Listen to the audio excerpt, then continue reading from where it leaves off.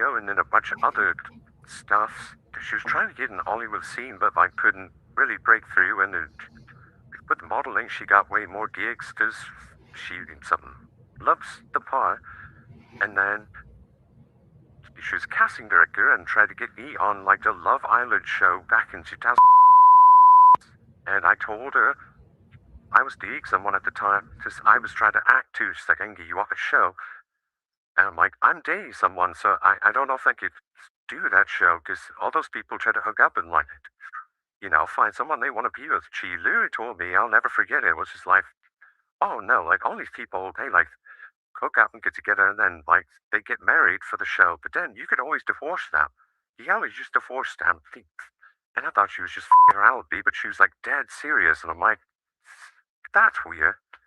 Like, that's a that's a pretty weird like position to hold as a human being. Like, oh yeah, it's totally fine. Just go like around on this show and then like get married and divorce somebody for fame. Super strange, dude. So like, what was this acting? So like, who's this guy? Okay, what? Like, what? Oh, he was just like the head of the department. He was the head of that John Casablanca's. They're they're an agency, but they're all over the world. Or they're all over in North America. Well, that's what we were part of is John Casablanca's. And then that's basically, I think that's where she got her A start in the modeling acting world. Damn. So, because obviously, is that how like she got connected to the Trump modeling shit? It's hard to say, because like everyone jumps ship, like with the agencies and the modeling stuff. They're always, if you're in, other agencies are always trying to like pull you into theirs, and get you to jump ship. Because they each take 10-15% of whatever their talent makes. I just know we were in for a convention, with two John Casablancas, and then at the convention, it's an expo. They have all the top managers there.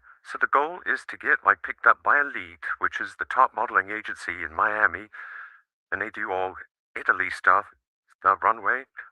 But she's not tall, so she can never do like the full runway stuff. But she can do commercial stuff. So like, I think she might have got picked up there and by somebody doing like Macy's commercials and all this other stuff where she flew around and did all these. Well, yeah, I mean I've seen some of these weird commercials. There's that Kanye video that leaked. There's this other one where she's like doing a milk ad, and so I've been trying to trace where those what that connection is, because like when you look up her background, it says she was raised Catholic. She attended Notre Dame, where she played basketball, earning and it's like there's nothing mentioned about this acting school. It talks about she established Everyday Heroes Like You, a 501c3. She played basketball in Regis University in Denver, but there's no mention of this acting school. Yeah, I mean, it's you pay to go in the school and then you show up like once a week for a few months. So it's nothing like huge school-wise, but it is like, she did go through it because that's how I met her. So, yeah, John Casablanca, she was involved in. And then, I mean, yeah, she bounced around celebrity. She was at Regis. She was at La Jolla Marymount in California. And she did online school at Arizona State online for a while. I think she might have graduated from that. And then she went to Liberty and got her PhD. I mean, she bounced around from school to school. It was like crazy. And a lot of it was online when I knew her. Wow, that's So yeah, it's like I knew this person. I smoked weed with this person. Like, oh, I'm sure the Christian conservatives would love to hear that. Dude, she came to with her girlfriend, and we all went out, and like she had all these edibles, and we all did all these edibles together, and like she was just a chill, normal person who like you wanted to hang out with because she's gorgeous and also like going around the world doing cool shit. And she was like as like cool as we are right now, just like, yeah, this is the truth. we're not calling bullshit, just a normal down-to-earth person. And then, once she met Charlie, dude, I had people, yeah, that still like, yeah, I remember when you said that, like, you were like, this doesn't make any sense that she would. I said the same thing about Charlie. I said this doesn't make sense. And that's why I think he's been honeypotted. And it's crazy that you say the same thing about Erica. Oh, yeah, because she only dated athletes, dude. Like, she dated Tabitha Phillips before that, briefly, and I thought that was strange. But then, she said that she broke up with him because he said that she was, like, anti-Israel at the time. He said that the Jews were not going to heaven, and that was her answer. So, like, I'm sure there was more to it, but she told me that he said the Jews aren't going to heaven, and that, like, that she realized they had like a separation of faith, morals, and that's why they broke up. I was like, okay. And then she started dating Charlie. And I was like, I get it. I mean, he's like 6'4". He's like those tall guys. Like, he did play basketball, so, like, kind of tracks. Yeah, but before that, it was like soccer player, baseball player, NBA player. Like, and you're just, he's influential. But it's like, she swore she would never leave New York City. She loved it there. She'd never come back to Arizona. She hated it. She hated being here, dude. And even when they were dating, she didn't want to come back. But then... Well, yeah, she was never around Turning Point. That's why I've been, like, so frustrated, is because, she was always off doing her own thing, which, okay, but, like, now all of a sudden you're just going to command the strongest political activism company in modern American history? That's crazy. Yeah. So to see her go from that to this is like, oh my God, I don't know who you are, and gee, I don't really want to know. But you spent 10 years telling people to fight and, like, break the conversation, go on the offense, because conservatives just play defense. It's literally quote from Charlie. You're telling everybody to do that, and then the second that this event happens, oh, shut up, listen to everybody, don't ask questions, you're a fool for asking questions. I'm like, cool, even if I'm 100% wrong, I'm gonna ask questions. Because Charlie got things wrong all the time, but he still asks questions. Like, that's why that's why people flock to him so much, because he was intellectual and then pressed the narrative, always.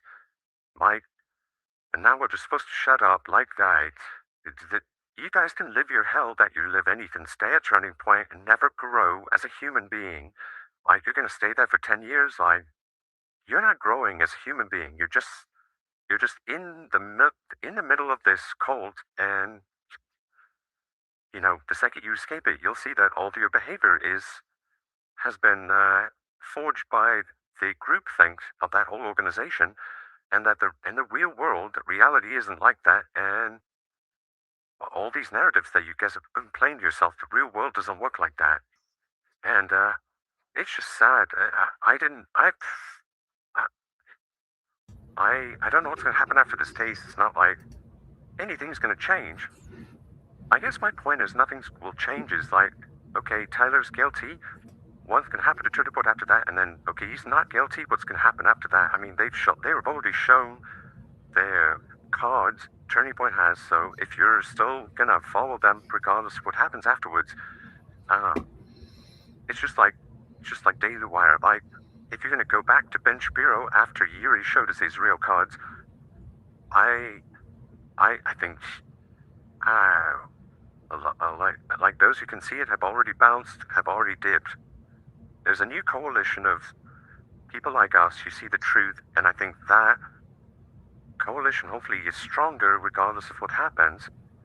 And there's nothing I guess my point is there's nothing that Turning Point could do to retake what's been lost. It's already been lost. Turning Point has no one to blame but themselves. If you don't like what you and I have become, we didn't become this way because we just showed up like this. We became this way because we were in an organization, we believed what they were trying to do, and then there came a point for both of us where we saw, yeah, this isn't really happening, you guys are full of like, we were on board. We wanted things to change. We wanted to help a movement. We saw the vision, and when you guys aren't actually going through with the vision and you're just doing bullshit, like, we're going to be disappointed, and now you've created this. Like, you created this because of your own failures. It's just like, we blame the parents for kids that go up and do atrocious things, or break out at 1 a.m. and start riots. Where are the parents at? Where are the two parents at?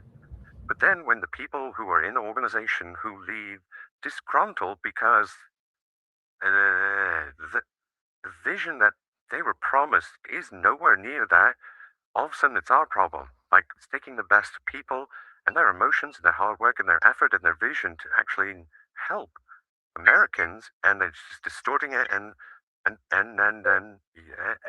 exploiting it, and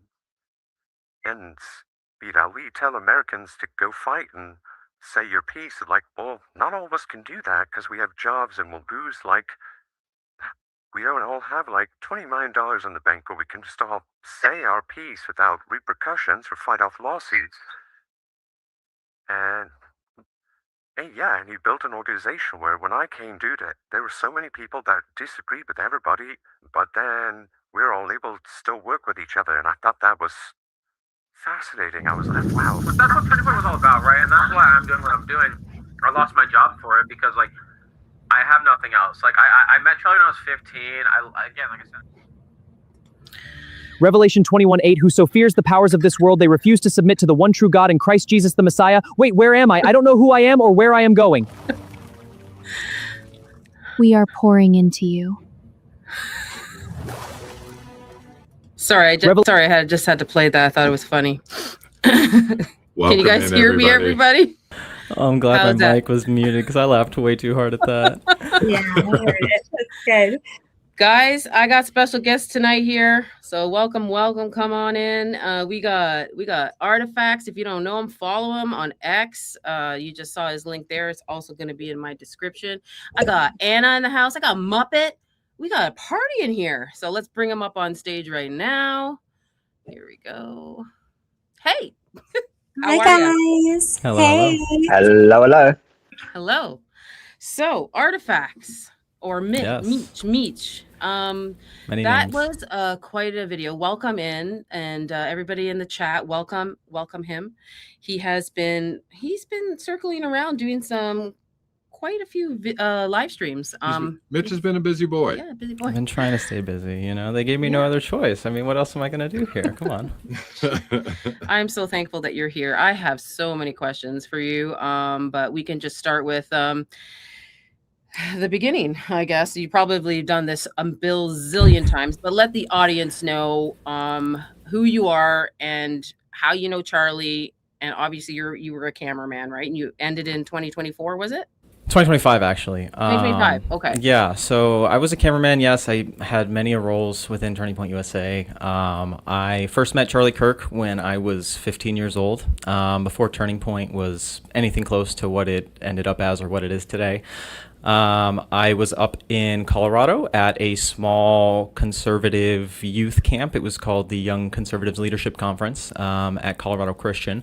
And Charlie Kirk was there kind of giving a 5 to 10 minute sales pitch as to what he hoped to turn Turning Point USA into. And he was recruiting young people such as myself who were politically motivated and interested and wanted to get involved. And so, he gave his sales pitch and said, if you're interested, come up and talk to me after. And that's what I did. I went up and introduced myself. I said, hey, I'm 15. I'm from Arizona. And, I love history. I love politics. I'm interested in what you're building. Would love to get involved. And he gave me his personal cell phone number and said, text me. And I would be happy to fast track you into our events that we're doing. We have one coming up this August and then another one in December. And we'd love to have you out. I missed the one in that August, but I actually made it out to the one in December. That was my first conference. It was the winter in West Palm Beach, 2015. And from there on, basically, I just got involved as much as I could. I tried to start a chapter at my high school, wasn't able to, kind of faced some early resistance even back then from my administration. That's kind of how I met Tyler Boyer as well, because he was involved on the Arizona side of things early on. And that just began kind of a lifetime of my early adulthood being spent alongside Charlie inside Turning Point. I went on to go to a college that Charlie Kirk recommended. He was recommending two at the time. It was Hillsdale up in Michigan and the King's College in New York City. That's the one I ended up at. I received the final Turning Point USA scholarship from that school before they stopped issuing them. And you know, over summers, I would come back home to Phoenix. At this point, the headquarters had been relocated from Chicago out to Phoenix proper. And so I, you know, would intern over summer vacations. I worked very closely with Tyler to help build the headquarters into what it is today. You know, little things such as cleaning out rooms full of debris or building, you know, chairs by hand, or even just working with contractors to get TV walls built, matrices. If anyone's been there, you know, you've seen the college kind of pendant banner along next to the American flag. I hung all of those pendants by hand, right, with someone just kind of watching over and making sure it was aligned properly. Like, it was just little things, and you know, it was very startup-y at the time. When you were young. Oh, very much so. Yeah, I spent a lot of my early adulthood there, and so, you know, went to college, and then the pandemic happened. I moved home when the pandemic kicked off, and that's kind of how I got involved on the Charlie Kirks show side of things. I actually responded to an Instagram story from one of the managers there who said that they had an opening in TPUSA media, and I got shuffled kind of into the Charlie Kirks show side of things in the early days, right? This is back in 2020.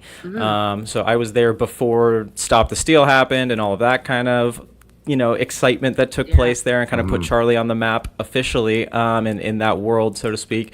But you know, from there, I kind of migrated out of the Charlie Kirks show in my final year of college into Turning Point USA proper, into the productions department, where I worked first as an intern, and then worked my way up from an administrator all the way to a producer, where I produced documentaries, as well as being the associate producer for Jack Posobiec's daily show, Human Events.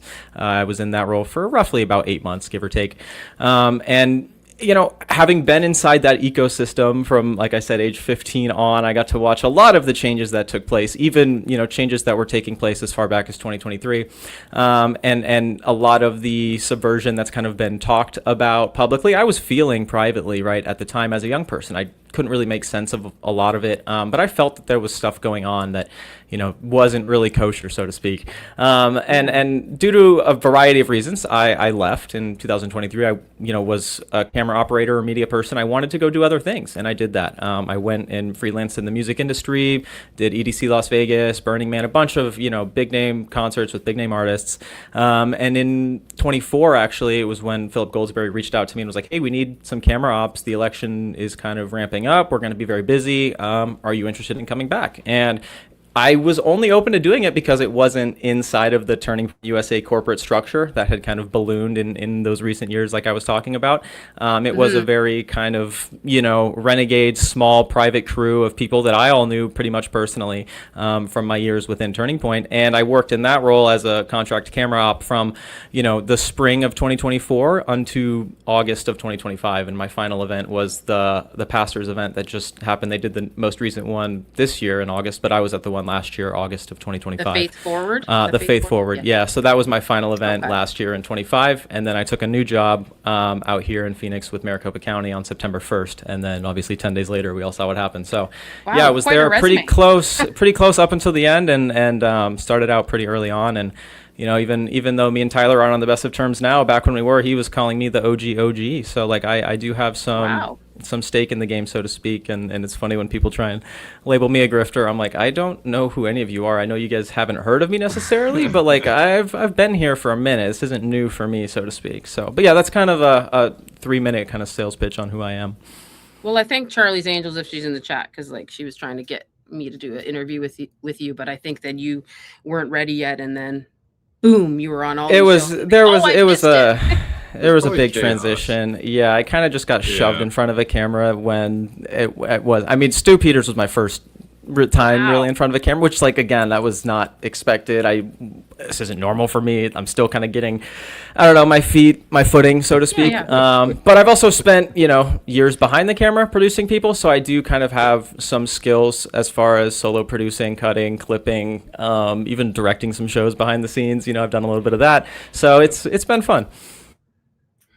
Okay, that's actually really, really cool. Thank you for sharing all that, Mitch. What did you think about Tyler Boyer when you first met him, when you got to Turning Point proper? What was your impressions of him, and how was he like to work with? Yeah, I mean, when I first met him, again, I was probably 16 or 17 years old, right? I was a junior in high school, probably a very young, impressionable kid, which these are the kind of kids that Turning Point likes to, I don't want to say target because that makes it sound malicious, but this is their target audience, right? And so working with him was exciting, right? He was very connected politically. He was connected to Turning Point, connected to Charlie. And it was one of those things that, like, I don't know, it felt cool at the time. It felt like a unique opportunity, and it was, right? I got invited out to CPAC as a 16, 17-year-old because I knew Tyler, right? I was able to get on the first Turning Point USA trip that they sent kids out to Israel because I was an early student activist, right? And even though I didn't have a chapter necessarily established at my school, Tyler recognized my kind of motivation, my desire to be involved, and he definitely created spaces for me to do that. Now, as time went on, I kind of started to realize that those promises weren't necessarily always kept up to their full extent, and there were, other people who were elevated at quicker speeds because of their relation. I don't know. There's a lot of questionable antics that went on as time went on, right? You start to learn more about people as you spend more time around them. But it is very deceptive, I would say, and I think that due to the power he holds, a lot of people kind of come in very naive about how powerful and potentially questionably evil he might be. But it's something that people, I think, find out over time, and we're starting to learn more of right now as well.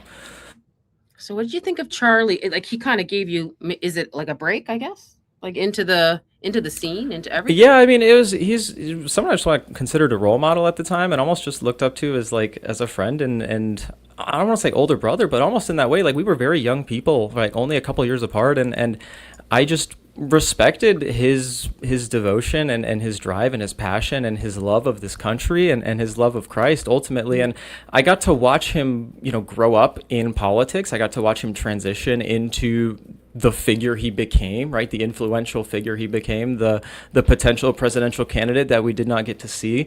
And I think that throughout that process, right, I was encouraged not only to speak out, right, I'm doing that right now, but also to pursue my faith more seriously and to, just take more seriously the things that we're going through in this life, right? And I remember I've talked about it a couple times on my timeline where there was this one college debate where Charlie got asked, you get shot, you have 30 seconds left to live. What are the things you'd want, people to remember? And he gives this very eloquent theoretical, just theoretical, philosophical, spiritual response. And it was at that moment I realized that he had transitioned, outside of the political manosphere, so to speak, and was really engaging in spiritual warfare, and reaching out to the lost and entering, the arena of the broken, the youth, and really fighting back against the enemy at large, not necessarily just the Democrats or the left or whatever the political enemy is for that day. He was kind of fighting the real enemy. He was. So we just played, as everybody was coming in, we just played a video. I'm going to go back and forth, kind of past and present. It's okay. We can ping pong. We can do that, right? So the video explained that because I just played it all full out. So that was a whistleblower. You don't need to tell them who was in it or when it was, but I got the gist of it. Like, it was a casting thing, and he's done a lot of those shows. I've done a lot of that myself. Can you explain it to me like I'm 5, just to go over and set the scene? Can you explain it to us? I'll contextualize it a bit. So that, like I said, I did give an intro to that. I didn't just drop the raw footage with no context, right? That was a secret audio recording that I conducted about 2 months ago at this point, between me and someone who I know from within inside the conservative political ecosystem. Him and I were friends from years back, and what I didn't necessarily know up until recently was that he actually knew Erica from many years prior, actually before Charlie or Turning Point was ever really a big thing. And back then, Erica allegedly tried to recruit him for this Love Island style dating show, went on basically to say that, and it's funny because my source at the time, goes on to say that he was dating someone, and he's like, I don't know if I could do this show. Yeah. And she basically says, oh, don't worry about that. All these people just go on these shows, they get married, and then they end up getting divorced for the fame and money, and it's fine. Can I ask a question about that man, like that she asked? Did he have like some kind of I'm not gonna ask like what his name is. Did he have some kind of social media presence? A little bit. No, No. No. So he didn't have a following. No. No. Because usually on these shows, they go after people that have like a following, or well, I will say this, they have because the look, you know. and he does say this in the call. He was trying to act at the time, right? I'm sure that it was something, and they were much younger, right? It's not like they were, I'm not imagining this is late 20s. This is pretty far back as far as I'm familiar with. I didn't get an exact age, but I would expect like late teens probably, right? Maybe 18, 19. I don't know specifically, Summer House? We're talking about Summer House. I don't know the show specifically. I didn't get the name. I just know it was like a Love Island style kind of dating show. And I put out the clip yesterday, I think, of her on that show, or maybe it was 2 days ago, or on a different show. I don't know if it's the one specifically, but we'll hopefully find out more soon here. Yeah, I'm like, so please set the scene for our audiences, because I'm like, hey, so just so everybody knows, if you guys don't already know Meech is really, really awesome. He knows so much about what's going on with Charlie. He was a true friend to him, and has really been there since the beginning. And so if anybody isn't already following him on Twitter and on YouTube, he actually drops like incredible productions. Guys, like, you're literally missing out. And this is a good person who actually, in my opinion, seems to really represent the actual mission of Charlie Kirk. A lot better than any person that is around the organization today. So just so everybody is aware, if you guys aren't familiar with him, and he has crazy footage and crazy information, and he's sick. He's great. He's super based. Everybody is gonna love this guy. He's a good human. So when is that footage from? Like, when is it? You feel nicely glazed now? Just a light glaze. Don't worry. No, but yeah, the crazier part, I think, of that, right? Like that audio bite is pretty damning in and of itself, right? Saying that you should just be comfortable divorcing somebody for fame, especially coming from a allegedly devout Christian or Catholic, right? That's insane, right? And I get that people have pasts and such, but this seems to contradict much of what she has claimed to be truthful about up until this point. But what's more interesting to me is the name of the school that she allegedly went through, which is John Casablanca's. Now, I did not know very much about this school after I received this recording. Again, I did my due diligence. I looked it up to make sure that it was, in fact, an acting school and kind of a pipeline for actors. But generally speaking, finding out within 5 to 10 minutes of putting the video out, actually while the audio was still going live, that it was an Epstein connection was pretty surprising to me, right? And it was one of those things that to me, yeah, the Island Boy. Sorry, I forget we're on YouTube. Yes. No worries. But yes, sorry, no, that's my bad. I'm still learning. That's okay. And so. Yeah, I mean, that was something that I had a gut feeling was probably going to be the case, right? Even when I got it, I was like, this is an insane recording. I don't know what to do with this. And it's funny, I even texted a couple people like, hey, have you heard about John Casablanca's? I just popped the question to a couple big names and just got no response, no follow-up. And I was like, all right, wow. I'll do my own thing then. And if you guys want to, I mean, and it's cool, 'cause interesting, no one's really picked it up yet. I don't know. But, well, that's why I was saying I love that you're explaining like I'm 5, because I know for myself, I'm like, this sounds like it's a big deal. But as someone who hasn't been as Erica focused like myself, right? I mean, I'm not a fan, but haven't been as Erica focused. I think for me anyway, I was like, okay, I don't understand the context. So that's why I'm glad that you're here and talking to us, so that we can kind of like be like, okay, so what does this mean? And who is Erica Kirk? I think that is a question that a lot of people have been really trying to answer for a very long time. And I think that as a CEO of a multi-billion-dollar company, that's the kind of question that a lot of people should be asking, especially since they, don't pay taxes and have a 501c3 status. So yeah, that's why I'm like, okay, dumb it down for us though. Please. So yeah, no, I'm happy to. And I think that like that's part of like what we're still trying to figure out, right? Is what all of this means. Like, I'm not directly making any accusations. I'm just reporting information. I'm letting the public kind of do their own kind of rabbit holing on this, right? Because it's also, if that is the case, like, wow, just pretty damning and surprising. And that's, like I put out, it's just like finding out that your homie's boy or your homie's girl is like, a cheating for the streets kind of girl, except, in this case, she has a direct pipeline to the president, and was going to the Pentagon as like an early teenager, and now commands like the strongest right-wing political activism company. And it's like, wait a minute, like, who are you? This gentleman said that he was, smoking with her, hanging out with her, edibles. I mean, that's also like normal behavior for a person. I'm not trying to chastise. I have a past too. I'm not a saint, but the problem is Erica claims to have not done any of this, right, and claims to have not been this person previously, right? Never drank, all this kind of stuff, but it's like that's not the case. And you want to know what? That's actually, I think, the only issue that people have is the lies. And it's not just that it was one. It was about 10 or 15 lies about men. Then it's 10 or 15 lies about lifestyle. Then it's lies about religion. So it's like, honestly, there's nothing wrong with any of that. We've all had an edible, a couple beers, and hung out with somebody of the opposite sex. That's not a thing. But I think that's what got everybody twisted about it. It's because it's nothing. So why lie? Why try to sell a narrative over all these things over months and just keep getting caught in it?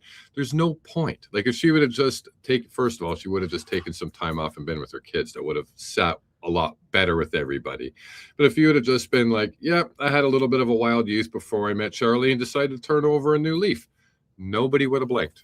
Right? I think, in fact, if she would have said that, like, Charlie was the one who inspired her to turn over that new leaf and was like, I'm trying to be more like my husband, and I'm taking this time to grieve, and I'm going to like I think that people the problem is that it was the most foreign behavior whatsoever, coupled with the fact that she was willing to forgive the shooter, which at the time felt very bold and Christian in nature, but then for her not to be willing to even allow people like Candace Owens, people like us, generally speaking, to ask questions at large. That's when the rubber doesn't meet the road, right, and your actions don't match up with your rhetoric, and that's when people start to dig a little bit deeper. And it's funny because for a woman who we now know was trained as an actress, she seems to have the worst optics of any actress I've ever met. You would expect her to have a little bit more of a mind to position herself publicly as sad, and I feel like that never really took place. And that's what makes this just so, I think, gut-wrenching for many of us. And now we're being told to just accept it by the state, which again is the exact opposite of what Charlie Kirk lived and ultimately died for.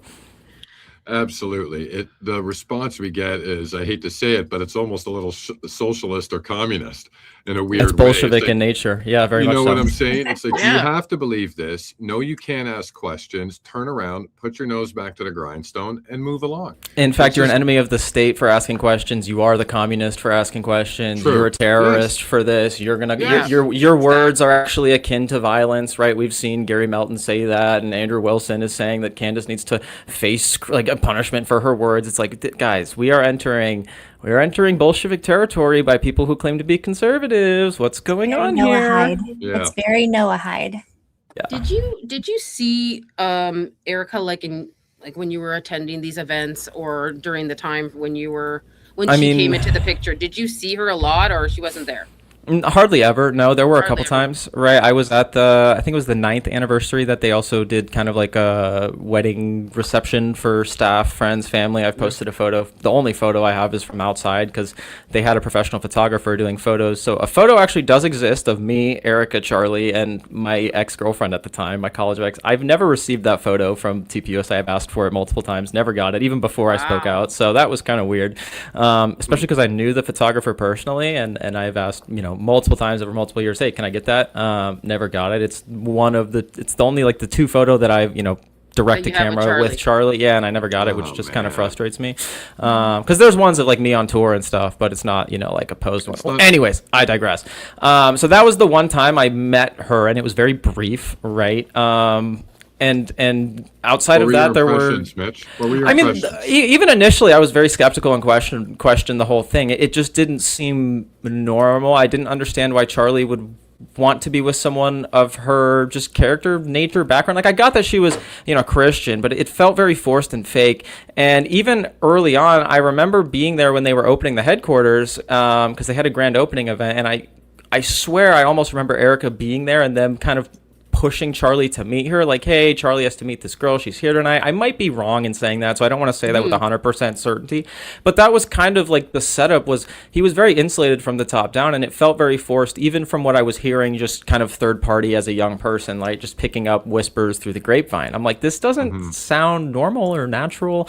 And then I, saw her appearances on the show, and it just kind of made me scratch my head. But at the same time, it's like, you go try being the one to tell Charlie Kirk that like his wife shouldn't be, you know what I mean? It's just like, how do you do that in that position, right? And at this point, he's also being insulated by Tyler and the people that he's hand selecting, and people such as myself are being sidelined, so it was a very weird, evolving situation. I never really felt like she was the right person for him. And I'll tell you this much, the day that it took place, being the assassination, I kind of immediately saw what was going to happen. I was like, great, Erica is going to inherit this. She's going to run into the ground. People such as Candace are going to be labeled enemies of the state because they're not going to stop asking questions. And it's just, now we're here, right? And it's like... Did you actually think that? I said that to my dad the day, like I was sobbing at my, like sobbing in my living room, like this is what's going to happen. Like, and because I've been in this for so long, I know all these people. Like, and to think that, these people who are now telling you to trust the state are and also claiming to be Charlie's friends, it's just like, it doesn't, no. And it was very odd how Erica kind of took over the company anyways. Like, just because you're somebody's spouse doesn't give you qualifications. And I know people have been saying that. But like, let's just take this example, for example. So say I'm a doctor, right? And Allie's my wife, and she has no medical experience. She's hung around, maybe sat in on a board meeting here and there, and then I die. Do we then go give all my surgeries to my wife to perform for the rest of the year? I think that would be reckless. That'd be weird. Right? Like, she was my wife, but can she do what I did? No. So she probably shouldn't have had the job. Muppet, do you have anything to say? Oh, but everybody grieves differently. Yes, sir. Come on, Muppet. I've got a lot to say, but I don't want to barge in yet. You're on a roll. Okay, all right. I actually had a question just about when you were talking about how you met Jack Posobiec, and you said that you worked with him for about 8 months, I believe you said. Roughly, yeah. I'll have to go back and confirm, but it was about half a year, maybe a little bit over. The exact time isn't really important right now, but I was just curious, how did that come about? What did you actually do for him, and how was it being around him in close proximity for that time? Yeah, so I wasn't around him, in person too often. It was only ever when he would fly into Phoenix, because he would do his show remotely. So out of DC, we actually had a remote studio at the time that I think was built out of some embassy that Turning Point had bought back then. Someone can go dig up and do the research on that. But there was an embassy that was turned into a studio. And then they'd have contributors kind of living out of it temporarily. I don't know. It was a weird setup. And so Jack had a remote studio out of there at one point. And so I was working in productions, TPUSA Productions, as a producer, and I was producing documentaries and doing some short form content, whatever kind of needed to get done in the video department, and that they would throw my way, I would handle, right? But at the time, Human Events Daily was under TPUSA Productions. I believe it's now completely separate and under Real America's Voice fully, or Salem, or I don't know the breakdown. But at the time, TPUSA Productions was the one facilitating it. And so they had an executive producer that they had brought in, and I was basically assigned... Who the exec was, by the way? His name was Angelo. Yeah, Angelo Fazio. And I've mentioned him briefly on the timeline. It's funny because actually he's a former WWE producer. He spent like 20 years in the WWE before this, talking about staging political they got all stuff. Their sparklers and stuff. Well, I mean, that was before he even got there. But yeah. More fireworks for Erica. That's what's funny. And so I associate produced kind of alongside Angelo and for Jack there. And it was anything from helping to pull the kind of 3 daily segment news stories that we would be covering, kind of pitching those stories to Jack, seeing if he wanted to cover them that day, designing thumbnails, designing post copy, that kind of stuff, right? And then there were also instances where I would be sent out to cover things. So I was actually sent to New York to help cover the trial of Donald Trump that was out there. There's actually a photo of me in the Daily Mail, just like kind of with my phone, just getting in the middle of a crowd trying to capture whatever footage we could, and we would use that on the show that day. And I think we did the show from New York that day as well. So anything like that was kind of how or what I was doing at the time. Working with him, it was an interesting kind of process, right? I was always kind of very skeptical whether or not he was a Fed or not, and him being former Navy intelligence was always just like, wait a minute, who is he working for? And any CIA types snooping around his production office? Well, I mean, I'll tell you this much: when I did my FBI documentary in 2022, I'm sitting face to face with a former FBI agent, and he looks me dead in the eye, and he says, "If you don't think that you or people like yourself, even people like Charlie Kirk, are being subverted or monitored by the FBI or haven't already been, then you're not listening to what I'm saying," right? And that was as far back as 2022. That's kind of one of the first things I put out that put me on the map. And it was at that point I started to do some critical thinking and just kind of looking around, and I'm like, wait a minute, what's going on here? And shortly thereafter, the news broke of Ali Alexander being, potentially allegedly involved in some grooming of children. And this is the individual that got his rise with Jack Posobiec, right? Ali Alexander and Jack came up together during Stop the Steal. If I'm not mistaken, I think Baron Coleman litigated for both of them, but I might be wrong in saying that. And so that was just some questionable stuff for me where I pressed Jack directly. I was like, dude, are you going to say anything about this? There are people in your replies dropping this, right? As the producer, I was like, what's going on here? And he just kind of avoided it very hard. And I was like, dude, you're a Catholic. You're a Catholic. You claim to be a Catholic. You attack groomers every day on your show. What's going on? Like, you and Ali have a close relationship. Say something. And he refused to. Hold on. Wait, slow down and tell me that in a little bit more detail, please, because that's fascinating. Oh my gosh. Okay, so I understand about the Ali Alexander stuff, but Jack's reaction, because I don't know if everybody is familiar with this, but I'm still confused by what exactly he does. I'm still a little bit confused. I know he has the human events. I know he has the YouTube. I know that he's part of Turning Point. I don't know if you've taken a peek at what those views are like, but it would appear that he must have another job that is not related to a YouTube channel, because I think the views on his YouTube videos are usually 40 to 100. I think you weren't working with him at the time, so I'm sure when you were there, it was better. I don't know, but I'm still a little confused about Jack's background. I'd love to know more.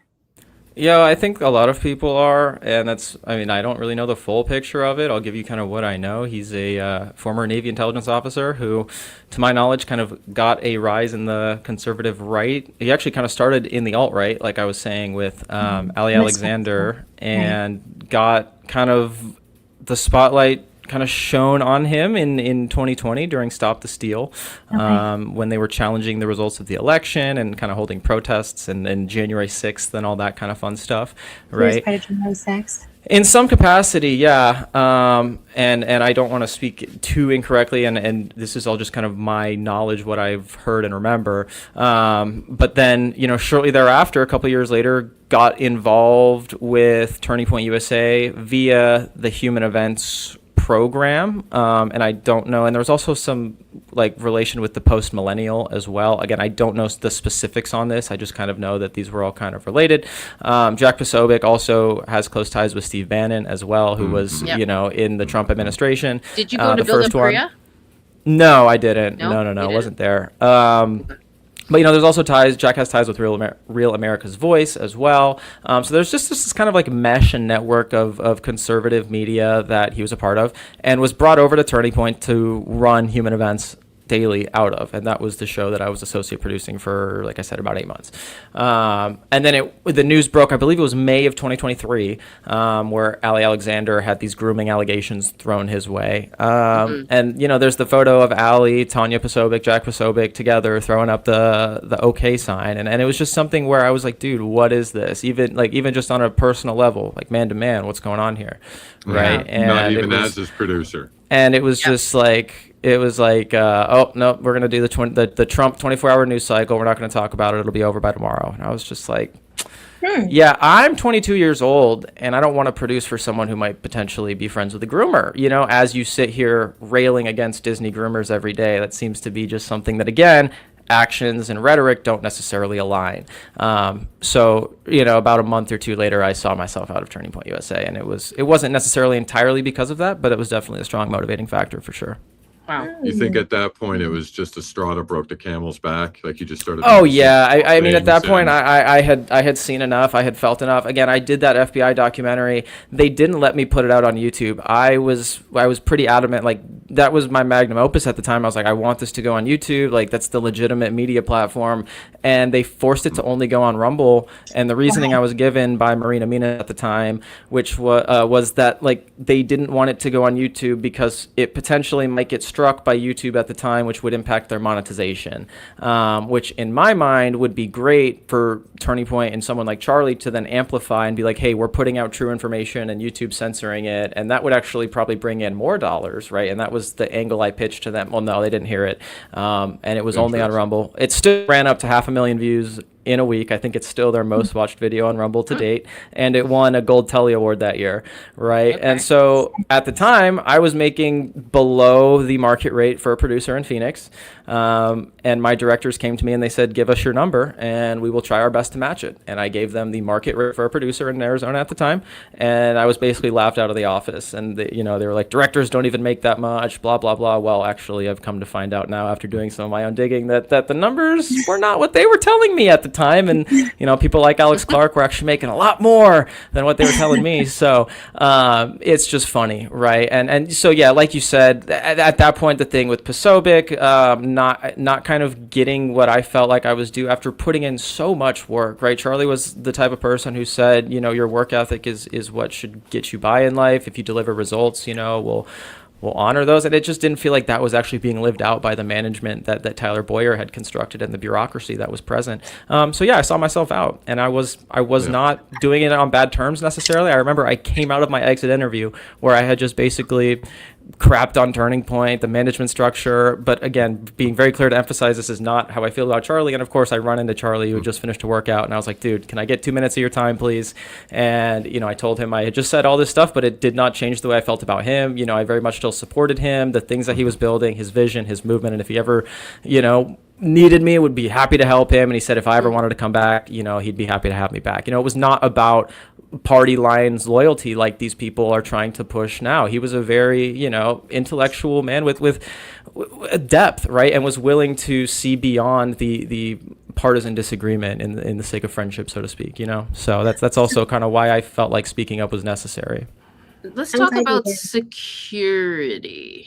Can I ask one more? Yeah, sure. Go ahead. One more quick question before you jump over to the next topic. I just wanted to ask, just for clarification, you said that when you left, you asked him just for a minute of his time. So he wasn't the person that you spoke with when you were actually leaving? You didn't do an exit interview with him or anything like that? No, they had some HR rep doing the exit interviews. I believe it was Dylan Erickson, actually, who did my exit interview at the time. Yeah. I've heard a lot about Charlie being kind of like kept away from people, like not really being able to talk to folks. And I just didn't know what your experience was with that sort of thing. Oh yeah, for sure. He was heavily isolated to the studio. Like even to you, like even to you guys, like who have been around. I mean, he would previously make rounds, would walk through headquarters and just kind of like check in, and that stopped happening over time, and would really only see him at events, if that. During AmFest, we would have the big staff meeting, and he would get up and give a speech, and at the end of that we would see him. But it was very much these controlled presentations, right? And it was not the grassroots kind of CEOs walking around all the time, checking in with people, knowing everyone on a first name basis. That had shifted pretty heavily for sure. And so that's why it was so surprising for me actually to have gotten out of the exit interview, and there was Charlie just walking back to the studio, right? And I literally shouted to him from across the parking lot, like, dude, hey, can I get 2 minutes, please? It's my last day, right? And then thankfully I was able to get that. But yeah, I don't even know when the last time I'd seen him before that was. Really? That surprises me. So you're saying that, was it like just because his schedule was so crazy, or was it kind of like, was that like the company culture? Did it change? It was like a combination of everything, right? I think one, he was recording for 3 hours a day, and then they would also send him out to do speaking events, and who knows what else he was doing, fundraising, meeting with politicians and recording, right? There was so much. Yes, he was very busy. But I think that's part of it, right? It's being in the music industry myself as well. Like we've seen this trend with music artists, whether it's Avicii or others, to where they push these artists out on the road. They tour them to exhaustion. They get them in the studio and they have no time for themselves, and they're very isolated, and that's how they're controlled, and they make decisions that maybe they wouldn't normally make. They're not fully informed of the decisions they're making, and I think, unfortunately, that there are a lot of parallels there to what was happening with Charlie Kirk. Right, capturing your principles. That's what Joe Kent was referencing when he was talking about how hard it is when you're in DC and stuff like that. It kind of reminded me of what you were saying. That's interesting. Thanks. Yeah, I just wanted to get into. I'm going to bring up on stage soon a little bit of the. You can just run it down. You don't have to like give that much comments, but we can talk about the tech table that day. Yeah. And what like you noticed and what we noticed. Anything that you see suspicious, but. Anything about the security? Did you know any of them or? Yeah, I mean, I knew Dan Flood pretty well. I knew, I don't know all their names off the top of my head, but I had worked with pretty much all those guys pretty consistently. Blake, I knew pretty well. Yeah, I mean, they were chill, normal. I trusted them with pretty much my life, right? I mean, like I was sitting, you got to keep in mind, I'm sitting and I'm looking up and there's like one of those big dudes, right? And like I'll look over and there's another one. And so it's like, yeah, you feel pretty safe. Even when there were a couple instances, I know for a fact at Penn State, it got a little bit crazy where we kind of had to stop the tabling and it just kind of turned into mobs, and we were just with Charlie with cameras, and Posobiec was there, and security was with us, right? And that happened at a couple campuses where the tablings just kind of dissolved and it just turned into chaos, and you're just every man for himself. You're just kind of looking over your shoulder, making sure you're getting everything in the frame, right? It's insane. I can't even begin to describe to you what that feels like.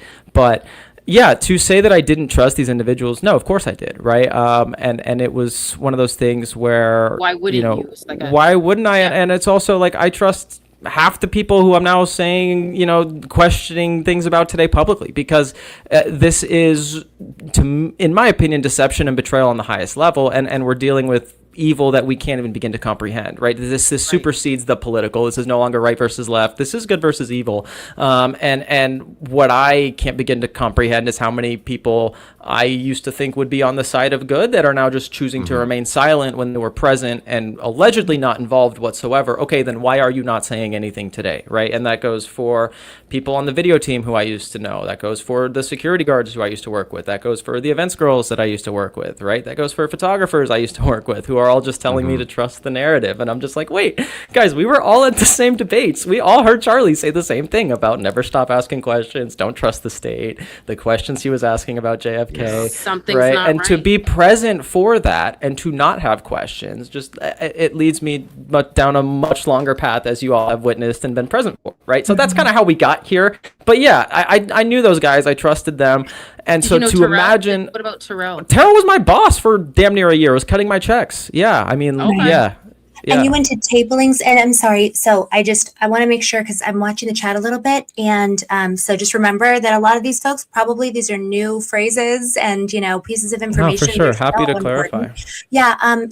So for example, tabling. You said that when I say tabling, I'm referring to what took place on September 10th. So like a college debate. There's a mic in the crowd. Charlie's sitting under a tent. The shorthand internal verbiage for those was tablings or debate, but tabling is what we always call them. Okay, gotcha. Thank you for clarifying that. And hey, I also saw a question go by a number of times. I was saying when this shift, this corporate shift, just to clarify, is that something that started taking place around 2021, 2022, as far as this like kind of weird?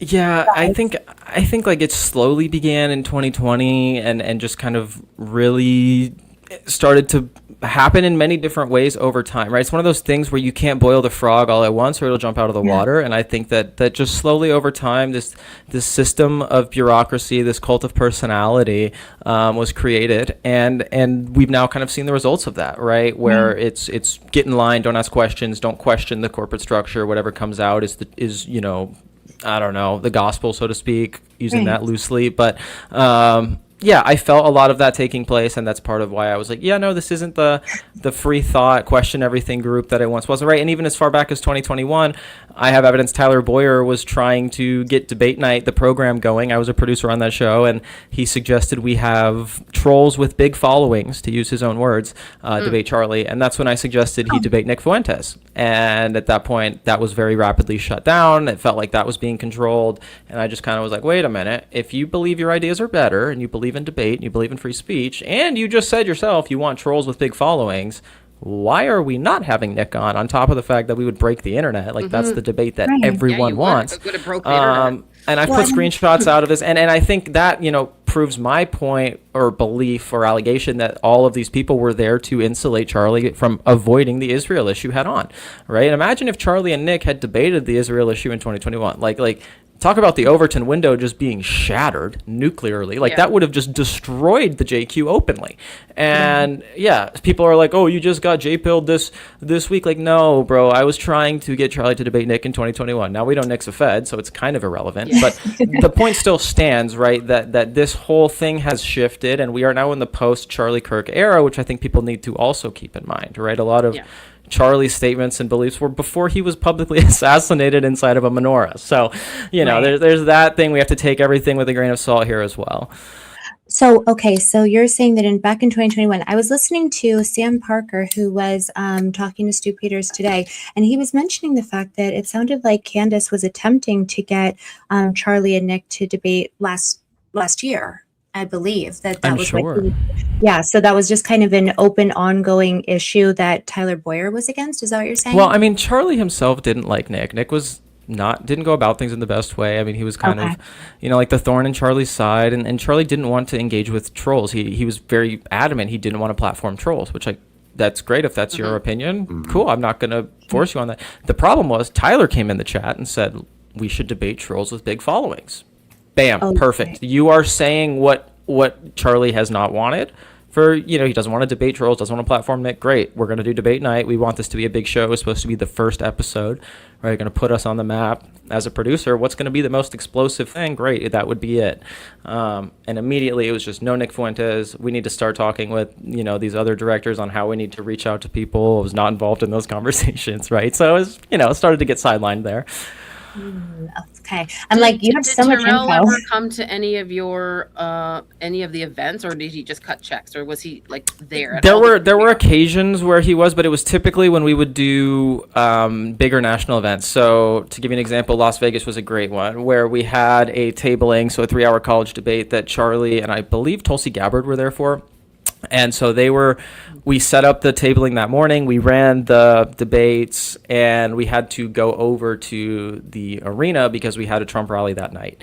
And so Terrell would be in Vegas with us. He would be kind of running back and forth if need be, but would pretty much be on site at the arena. So that way when we wrapped with the debate at like 3 p.m., we could run over in time, get cameras set up, get everything connected to go live at 5 or 6 p.m. whenever the rally started, right? So that was kind of the few times he would be present. It would be facilitating other events to kind of accompany the 3-hour right, because I remember college Candace tablings. referencing, she never saw him that much. He was only at just a couple, like you just said. And he would also run kind of like the back end of the Charlie Kirk show things from the studio in Phoenix and help push out, the streams that were needed as well. So that's why he had people like me and Philip and other camera ops going around the country, and so he didn't have to be there. So he could kind of man the ship from afar. Gotcha. And I did just while you mentioned Candace. Sorry. Yep. Go ahead. Did you ever do any events with Candace? Did you ever meet Candace? I never met her directly, but I will tell this story because it's pretty cool. And we talk about the ways in which people underestimated the coming together of Kanye West, Candace Owens, and Charlie Kirk, right? It was, I think, 2018 or maybe 17. There was an event that was in D.C., and I was present for it working as an intern. I think it was summer of 2018. They had a high school leadership summit, and I was working as an intern. And they needed someone to run the AV board in the back of house. And I wasn't even doing media at the time. This was before I even picked up a camera again. Talk about, God showing me where I would end up maybe. But it was right before Candace's walkout. They needed me to trigger a Kanye West song for her to walk out to. I think it was Ghost Town. And Kanye's manager was actually present backstage. And so they had me as like a little 18-year-old just sitting at the desk, and they, called Candace out, and I'm looking at Kanye's manager, and I just pressed trigger, and she walks out, and the crowd goes crazy, and I didn't get to talk to her then. But, it was just a cool moment as like an 18-year-old to like be 5 feet away from Kanye West's manager and trigger that walkout for Candace Owens. And then to end up being, involved in AV on the touring crew with Charlie, like it does all eventually come full circle. Yeah. I was just going to say, I met Kanye West's manager back in the day. I don't know if it was the same one that you met, but he was a little bit of a spicy douche. Spicy meatball. I didn't even meet him. Like I said, I was like 18 years old. I was an intern. They very much kept me just kind of, press play at the right time. And I did, I was like nervous even doing that, but it was fun for sure. Yeah, he ran a tight ship, because I've done a couple Kanye gigs in my lifetime, and I remember he was very tough on the crew. Like, the results were phenomenal. Like, don't get me wrong. Like, if you've seen a Kanye show, the results are phenomenal. But man, he was tough on the crew. I did have. I actually just did want to make just one statement. So when Mitch was talking about how they would break down gear from Prove Me Wrong events, and then the camera team and the tech should run over to the arena and build up and get going, I just want to let people know, like, I worked in the business for almost 30 years. That is standard if you're going to be shooting in multiple locations, guys. So don't think there's anything weird about that. If you have to strike one location quick and you're using the same cameras at another event, usually the operators like Mitch or me, when I was running around handheld, you're responsible for your gear. You get your ride back to the venue. You go in, you set up, you check in with the tech boss, in this case, Terrell, make sure everything's good, and then you're ready to go for your next event. So I just wanted to explain that to people in case they thought there was something weird about that or it seemed off. It's really standard, guys, for shoots that shoot in multiple locations. Yeah. That's a really good point. I was wondering, Mitch, I was wondering, so now that you've like kind of seen all of the footage for September 10th for the setup and for kind of like everything that was taking place before it happened, was there anything that you saw on that day that kind of stood out to you as someone who's been there and seen it as kind of weird, something different that's not normal? Oh, yeah. Do we have queued up footage? Oh yeah, okay, yes, go ahead. Yeah, 1 second. Hold on. Well, this is. Can you guys see that? Yeah, you guys can see it. Yeah. Okay, so this is what he posted in August. This is the new fully mobile. Was this for Inside Out? So 4K Switcher Live? No, this is for something else. That's for the Prove Me Wrong. This is for the Prove Me Wrong event. This one. Yes. Sorry. Mitch can confirm, but that's what. This one. That's what it says. Prove Me Wrong. Yeah. Prove Me Wrong table. Oh, it does so say who that. posted that? I'm sorry, just. Philip Goldsberry posted this. Philip Goldsberry posted that. Okay. Yes. When did he post it? Sorry. Well, and I will just say this, like that lens that's in the middle there. What does the text on that one say? Yeah. This one, a big fan of this rig so far, ready for 4K broadcast all tour. Yeah, so that's interesting that lens is being used on the tablings, because that was we would use that for like rallies, like the arenas. This one? That's like the, That would make sense, because that's a lot of glass. So you wouldn't like need that much lens. Yeah. Yeah, you wouldn't need that much lens for like a Prove Me Wrong event. No, so the typical setup for a Prove Me Wrong was like 2 FX3s, 2 24-70s, and we would be running iPhones as backups, as backup angles. And then it's interesting that there was an FX3 behind Charlie, because we never did that either. We would usually just, if we could, have an iPhone back there. But it was typically, unless I'm mistaken, but I think we always just had an iPhone in the back, and then that's how they got the ultra wide angles that you've seen on those behind the back shots, right? In the archived footage.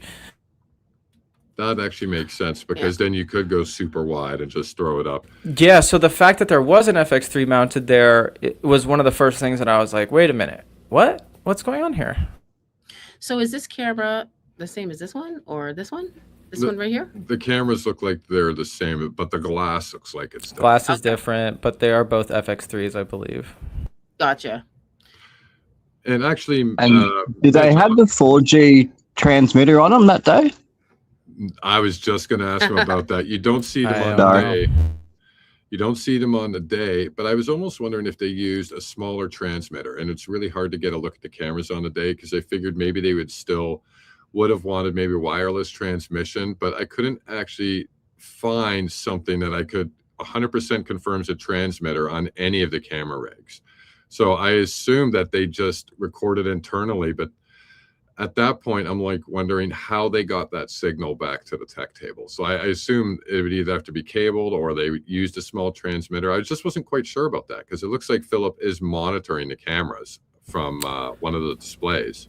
Well, yeah, I mean, we would, as far as we would hardwire the HDMIs out into the ATEM, and then that makes sense. We would hardwire Charlie's physical mic, and we would hardwire the crowd mic into the ATEM, and then we would have the wireless receiver for the Rode that we would run into the ATEM as well. So we would have all sources running through that ATEM. And that makes sense. Which is why when I've put out statements now to where it's like, dude, like, Philip, I know you were watching all 3 angles that day. Like, tell us what you saw, you know. It's like, because I would, half the time, if you look in the footage, I don't know, like, there's videos of me where it's like I'm looking off to the side half the time because the whole thing, we always wanted to make sure Charlie was perfectly centered. That was like the command we were given, always make sure he's centered. So I'm, you know, it's a 3-inch screen. Well, Philip has the 6-inch monitor right there. So I'm, you know, 2 feet away. I'm operating the camera half the time looking at his screen, making sure that Charlie's framed up perfectly center.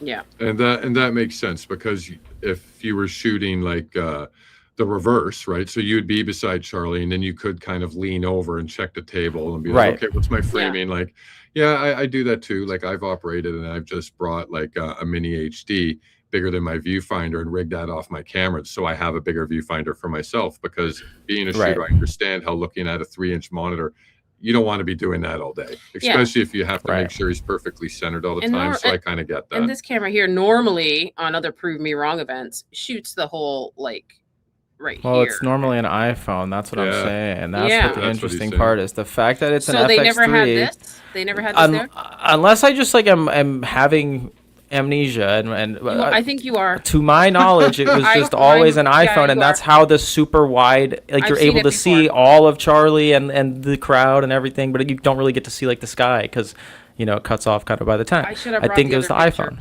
There is another one where they have a camera like that. Not this exact same one, because I was on the Barron show and he made me go grab all these different clips from Prove Me Wrong events, and there was one event where they had a camera like that in the back. Interesting. So, I'd be interested to know what the date was. Yeah, I'd be interested to know what the date of that event was.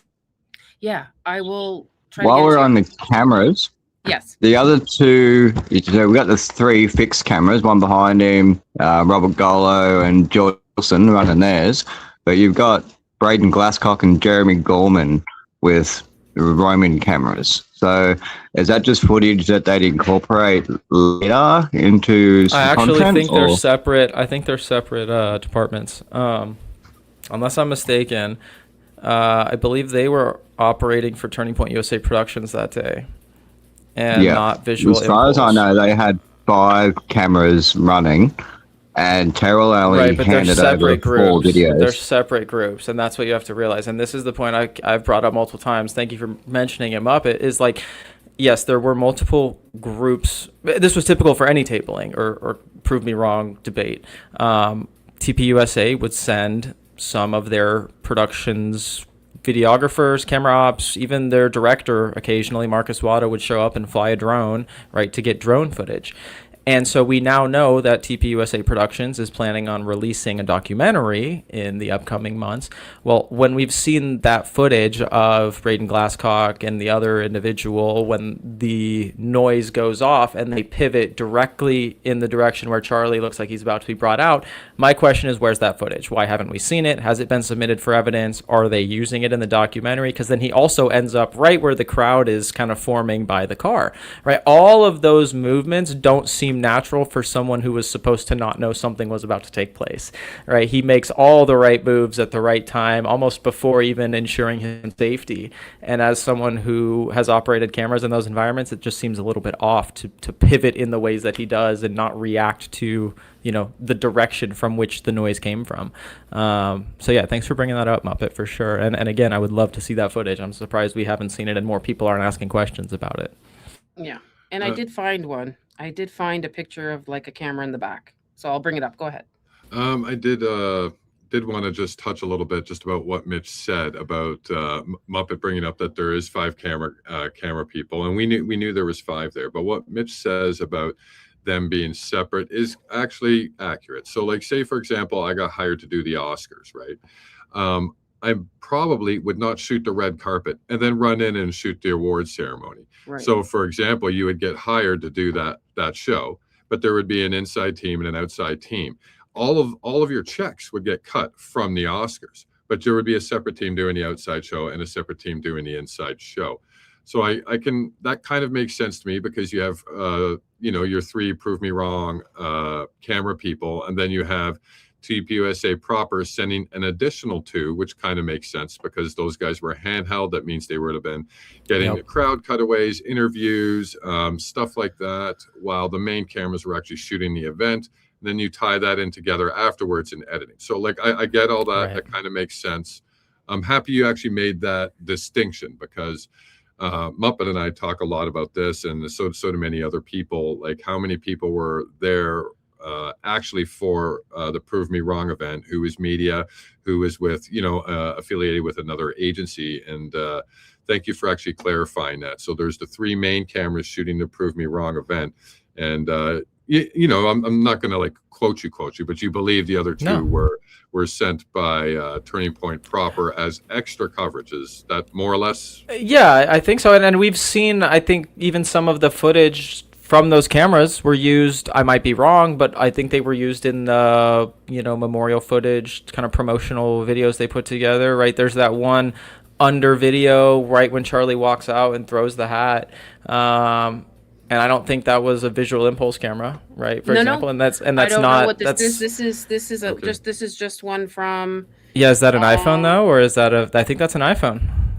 I might be wrong, but I think that's just an iPhone back there. Okay, so let me go closer. Zoom it in, punch it in, punch it in, Allie. Let me see. Can't really tell. You want to know what?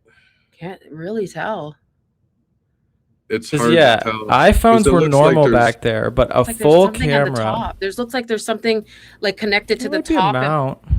That could be a charger. Can I ask you a question? We would also have fans on the phones to keep them from overheating. Okay, that's exactly what I was just going to ask. It'd be like a power bank and a fan put on them. What were those fans on the table for? We thought it was for balls. The fans were probably for I don't know what fan. I mean, I'd have to see it, but if they're like small circular fans, it might be for the iPhones. I don't know. We would have that sometimes. So I'm looking at that picture zoomed in, and it almost looks like, from what I guess, and I could be wrong, it seems like I see almost a couple spots that look like there's spigots coming out on the right side, which makes me think that maybe there was some kind of cage that was there. This was in April of 2025. Interesting. I can find a better one. Yeah, I'll try to find a better one. But it looks like it could be a phone, though. Like, it does look like it could be that. I know phones were normal for us there, so that's not. So that was what you guys usually. That's what you usually use. So you weren't. We would usually on phones, but that's why, like, seeing Terrell take down that camera, I was like, wait a minute, why was there an FX3 mounted? Also, great if this came from the rooftop, we should see where, like, and it's just we've now been in this cluster of questions. What is that? Can't really see. That's a phone. That's a phone. Yeah, see, it's a phone. I'm telling y'all, phones were normal. Well, I'm looking at other pictures. No, I know. I'm messing. Meech, I'm messing with you, Allie. While we're doing this, I just want to take a couple seconds. Thanks for clarifying that for me. Yeah, that's a couple good points. That reverse camera, and then just the allotment of cameras, who sent what where. That's really good information. I did just want to welcome one more person to the stage. Yes. We have American Discourse News here. ADN 1776 is in the house. Thank you for joining us, darling.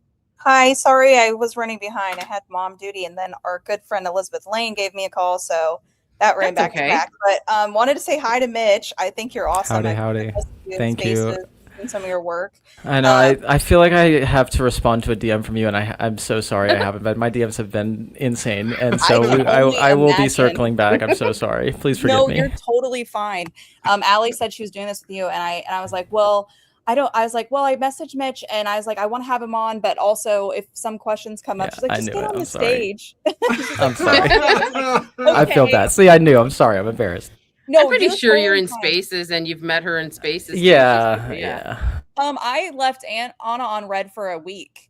I literally thought I replied to her, and I was like, "Oh my god, I'm so sorry." So I didn't even. Hey, apologize. I'm just kidding. sorry. So no, it's fine. You're all good.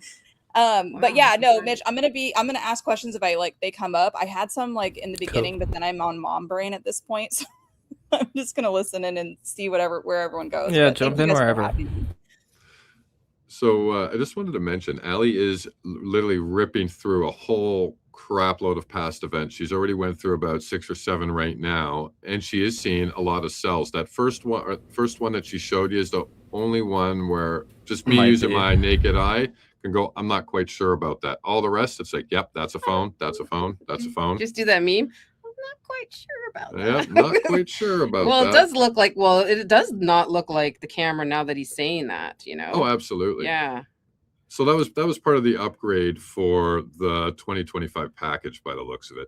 And honestly, why not? You can't keep doing it off a cell phone forever. Get a proper camera there. Oh, here we go. Glass, What's that? What's that? That I can't tell. That's interesting. Why is everything so blurry? Okay. Well, anyway. So can I ask, so Mitch, are there other pieces of tech that maybe stood out to you as something that was brand new? Because you left only a couple weeks before. Yeah, I had only been on a couple of the actual prove me wrongs that year. I think the last ones I did were in roughly April, May, and then like I said, the last event being that Faith Forward Pastors event in August. The one thing that stood out to me the most was how high that platform is. That Charlie is positioned on, because we had used platforms previously. I've mentioned this as well, but it was never as high of a platform as we see him on, especially in that back photo that was taken, right, I think by Mikey. His knees almost seem level, if not above the table, and that felt odd to me. It might just be an optical illusion, photo compression, I don't know, but it looks much higher of a platform than ones we had used in the past, which again just begs the question why. And again, you got to think about we would use platforms typically if it was descended, but also just to kind of get him an inch or two of lift so he could be eye level with the speaker. And I don't know where they had the mic positioned exactly, if it was on the platform above or not, but it felt rather unnecessary to have him as elevated as he was. But I don't know, the whole thing just feels weird. Was Dan Flood ever elevated like that? No, and that's what was really interesting to me too. I've never seen him stand on stuff it was never necessary, at least to my knowledge. Maybe once, but I don't recall it ever being a thing. And I saw that photo and I was like, wait a minute, Dan's not used to stand. Yeah, that was never a thing. He never had his own platform. That's weird. I just brightened it up a bit because it was and dark. Actually, the girl that I'm doing the EMP theory with said they could have put secret tech in there too. She was telling me about her theory, and I thought that was an interesting thing. Well, and okay, so this is where my head keeps getting confused, because so that camera looks like a Blackmagic to me. Which one? The one on the left? The one that we see on the left, and it has the zoom controls that we would use on the Blackmagic on, unless I'm mistaken, I can't zoom on this screen anymore, but this is where I've just been getting I can send you the thrown picture. off. Yeah, please do, because that's definitely the zoom control there on the right hand. Well, and we would never run those zoom controls on those cameras. That was a rally only thing, and we would only have zoom controls for the Blackmagics. So when I went on a show initially, I was like, wait, those look like Blackmagics, and then I saw some other photos, and I'm like, no, I was incorrect in saying that they're actually FX3s. But then I see this photo, and I'm like, that looks like the Blackmagic kit we would run for rallies, because I used to run the ACAM, right? And so this is just weird. This is where I've been confused about what was actually being run that day. Mm-hmm. So is the Blackmagic more for a bigger crowd? Sorry, Blackmagic it's a Blackmagic Studio 4K, so it's a much larger camera than a Sony FX3. It runs, I don't know, nicer glass. Typically, you'd want a cinema lens on it, a broadcast lens. Typically, I don't know if you can explain it any more than I can, but. No, that's pretty much it. These cameras are in between what you would consider high-end broadcast and prosumer. They're a nice middle of the line cameras. They're not overly expensive, but they're still heavily reliable. Most of these cameras are mirrorless cameras, so they're a good pick for companies like this that want something light. Just sent it to you. That they can literally run and gun with on the fly. If a camera gets destroyed, it's not a huge deal. It's not like that camera costs $250,000. It's going to run you like 20 instead. So it makes a lot of sense for them to use this kind of setup. So, I mean, like looking at that, unless that's like I guess that has to be an external monitor that's strapped to it, and then they're running zoom controls. Okay, so that in and of itself is strange, right? Because we would never run zoom controls on those cameras. We would it would always be handheld zoom and adjusting focus that way. So you worked off the barrel the whole time, right? Yeah, and like I said, it was and it's interesting because the reason he must be using the zoom controls is because he's using that bigger glass that we saw the photo of. That has to be the reasoning, because you can't manually control that like you can the 2470 that I'm using right now on my FX3, right? I'm using one right now, and so that has to be the reasoning then. But that in and of itself is an oddity or a new thing for the setup, because that was never the case before. We would just run FX3s with ND filters, and we'd have to adjust the NDs, and that would pretty much be the amount. As the sun moved, we'd have to adjust, right? Or as someone came up to speak, if they're wearing a hat, we'd have to brighten it up, right? It just depended. But never something as in-depth as this, which is why, again, I've been harping like, hey, even Jordan was texting me the week of, right? If people want to see it, show my footage. Like, yeah, I think we all would love to see it. Where is that footage? We haven't seen it, right? And so Candace brought it up the other day where it's like, yeah, Terrell goes and grabs that one camera, but he leaves out the one that's facing Charlie directly. And it's like, we haven't seen that footage. That's the camera that I've been wanting to see, as the guy who used to run that camera himself for over 30 college debates in front of Charlie. That would show us what is happening.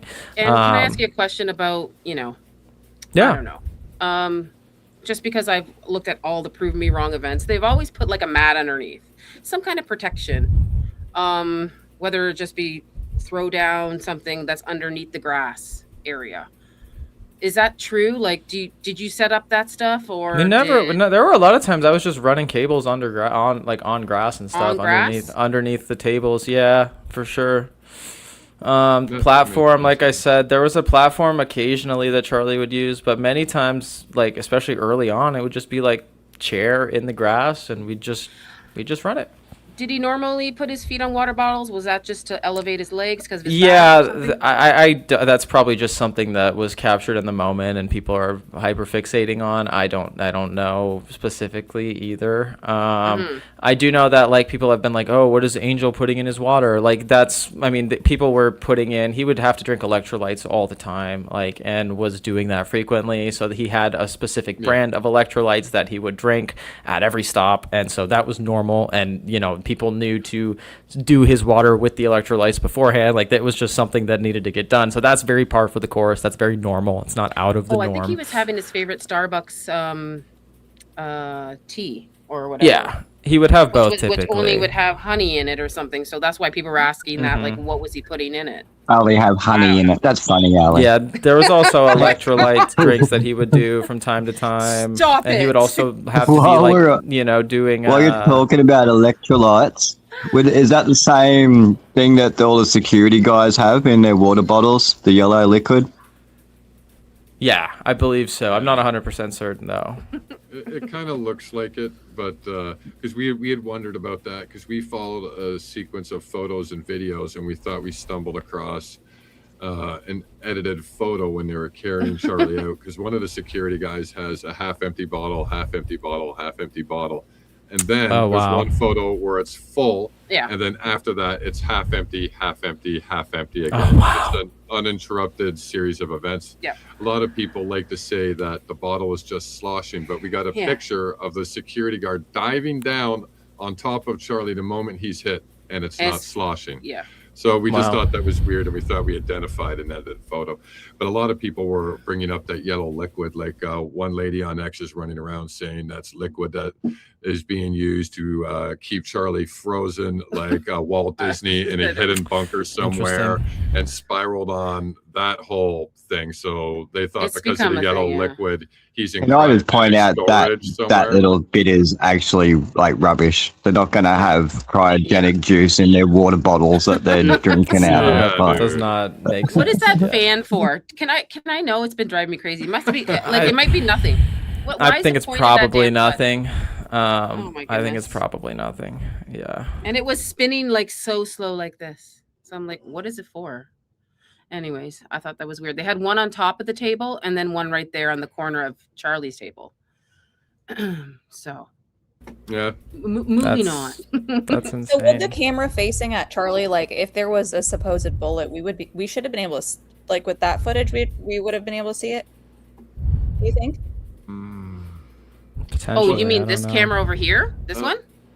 Mitch, do you know what frame rate you usually ran cameras at when you were shooting? I think it was just normal 2398. Yeah. I don't necessarily. Yeah, I think it was just 23.9. Okay. So. That's kind of normal, man. I don't. It's a hypersonic. Like allegedly, it's a hypersonic shot. I don't know if you'd get it or not. I mean, hopefully, if it was at 120, you would, but I don't know what they were running at. Well, yeah, like if they're only at 24, right? Like I'm thinking, like, especially since the framing would be tight on the speaker, right? Mm-hmm. I don't know if we would have seen it in that or not. Probably not. And I was to be honest. only asking that in case they had that footage and they're going to show in trial. No, that's So a fantastic question. Yeah, That's it a is. brilliant question. Don't feel bad about asking that, ADN. That's a great question.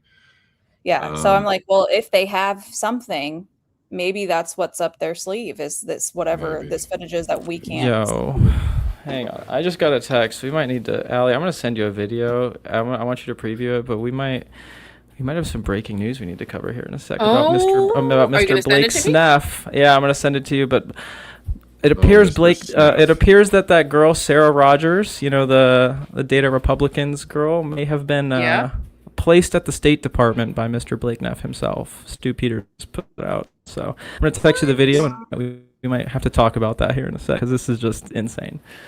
Well, remember Blake Neff, didn't he comment under her and like, that's my friend or something weird? I think so. Yeah. I think that's what Blake had said on Twitter. I thought I seen that. Yeah, let me see. I'll see if I can text this to you, or I'm too I guess I'll chronically DM it to online. you. Aren't we all? There we We're all go. just trying to find You're like, I'm justice for pretty sure Charlie I here. saw. He was like, "That's my friend you're talking about." I'm sending it through right now. Give my Wi-Fi a sec. Hope it doesn't crash my stream. Yeah, and what's on the screen right now is an old prove me wrong setup. Yeah. Yeah, and this is probably something that Mitch was extremely Yeah, so like familiar there's with. the monitor that I was talking about there, Yeah. right there in the middle. That's what I would always Yep. be looking at. They seem to have positioned the cameras a little bit more in front of Charlie at this point. I wasn't, I guess I did think I did like 4 or 5 out of the probably 30 or 40 prove me wrongs they did that spring. So I wasn't on as many as I was in the 2024 cycle, but yeah. And then this is the UVU one. So I kind of got this. A lot of the a lot guys- of it was upgraded for sure. And again, like Philip had even told me before they went on tour, him and I just kind of met up, grabbed some food, grabbed a drink, and mentioned that they were going to be streaming the Prove Me Wrongs. And I thought that was awesome. I was like, heck yeah, dude, like that's sick. Now my question is like, who were they streaming to, and Who were they streaming that day, right? Who maybe it was, maybe it wasn't. We don't know for sure. Wait, Yeah. okay. I don't know if you guys already asked this question before, and I'm sorry because I'm so late. Did you see them have drones on campus before? Yeah, I mean, Okay. even like TPUSA Production pull up sometimes and fly their own drones just for archival purposes and documentary purposes. That's normal. Okay, Yep. that's what I thought because PBD like promoted a video literally from that day. I think on the same day they're saying they didn't have any drones, and I was like, Yeah. I thought it was pretty typical for them. So I just wanted to triple check. Yeah. Actually, so can I remember. just jump in on that? Frank Turek mentions that he's watching drone footage on the way to UVU. So who, well, if you don't want to say it, don't say it, but who would you suggest is flying that particular drone? Probably at that Marcus time? Wada, the director of productions. Interesting. Okay. Was he? Was he there? Marcus Wada. Was I he don't know. there? I mean, was he there or not? I don't know. But he was the one who would typically pull up and film drones at the tablings that I was at. I would always see him, and we would dap each other up because he was my director when I was at Turning Point Productions. So, quick question, do you have a pic of him that you can send me in DM? Happily, yeah, for sure. And it's funny, actually, he just texted me the other day to apologize, and I'm like, thanks, man, but we're a little late for that. So, felt like he was trying to get ahead of something. I don't know, but anyways, I'll text you a photo for sure. Do you know if any of the other camera guys or camera ladies had drone qualifications? Like, I'm not even saying they had to be licensed, but could they physically I don't know. do it? I mean, I could fly a drone, but I was never given a drone controller when I was with VI, right? I was probably something, and I don't think VI was very much in the drone field. It was probably a Turning Point USA Productions drone, if anything, which is why I'm saying it might have been Marcus, because he was typically the drone guy that would come to tablings when I was present. But yeah, I don't know for certain. I don't want to put him there when he wasn't there. I don't know. But there were just a lot of Turning Point USA people that were present there that I'm like, wait, why is this like a Turning Point reunion? Why is everyone at UVU today? Who are you talking about? Can you tell us a little more? I mean, I just like generally speaking, I felt like there was just an overwhelming amount of people present. Maybe it's just, me over noticing the day itself, but 3,000? Outside of like a handful of events girls and myself, Philip, Rob, and then eventually the security guys, Mikey and Charlie, it was a pretty contained crew. Blake Neff definitely didn't show his face at these too often, if ever, to my knowledge, which is just interesting. Yeah, I don't recall him ever being at a campus tabling or debate. Even just like Andrew Cypher, all these kind of like field dudes, like, yeah, they would come to events for sure, but it's just like, I don't know, man. It just feels weird that everyone's there. Yeah. Okay, so Blake, that seems important. So I didn't realize that Blake didn't usually go to those. I thought I've said this multiple times publicly where I'm like, hey, dude, why were you present at UVU? I've asked him. I'm like, hey, why were you here? You did not. Because again, like, you got to think about it. Blake was the guy who, when Charlie went on that 16-minute rant against the war in Iran, and then he went and got on a plane to go to DC to talk to Trump, Blake was the one who stayed back in the studio and kind of manned the studio, so to speak. So it's like, why was no one in charge of the studio that day, right? We still don't know where Andrew Colvette was that morning. His whereabouts are questionable. His first text was a telegram to TPUSA. Yeah, Blake Neff is in Utah, so the Charlie Kirks studio is just empty. That, like, it's kind of like DC, right? You don't want to ever leave like the White House empty, right? It's like, why would you leave the studio empty? People can't confirm one way or another where they were that day. That's not normal for Turning Point USA and the Charlie Kirks show. That's an oddity. Yeah, that's really interesting. I remember hearing early on too, and I forgot the source of what this was. It could be Frank, but I could be wrong. It was alleged that the tech team had put up a drone just to get exactly what you said, to get some aerial shots, some cutaways, stuff like that. Interesting. The tech team being Visual Impulse, or the tech team being Turning Point USA Productions tech? Because again, that's where it's like specifics matter, and Turning Point unfortunately uses each other and staff members from, like, there's a lot of just dipping into volunteer work, contracting that blurs lines and such. So it's kind of hard for me to absolutely. I completely understand that, and then we'll just take it broadly, and that if that's the case, and just say for sure TPUSA employees that were there on the day that were working with technical equipment of any kind. The rumor was that one of those individuals had put the drone up to check crowd, get some shots, and put it down. Like I said, I do not remember the exact source on that, but that was something that was said within the first couple months after this happened. Yeah. And I just want to, so you I know you've already kind of answered this, Mitch, because you said another gentleman, I believe you said the production manager usually kind of did that, and nobody else really kind of did. So that makes me wonder, because we've been told a couple different times that drones were there, then they're not there, then they're there, then they're not there. And I remember that specifically, that being the excuse. Oh, well, the tech team wanted just to check out the size of the crowd and make sure everything was okay before Charlie actually got there. So I'm wondering, I know you just said that you sent Muppet over that information. I think we may have to see if we can identify another person in the crowd at this point. You know what's funny? I have a text with Marcus Wada from September 11th, 2024.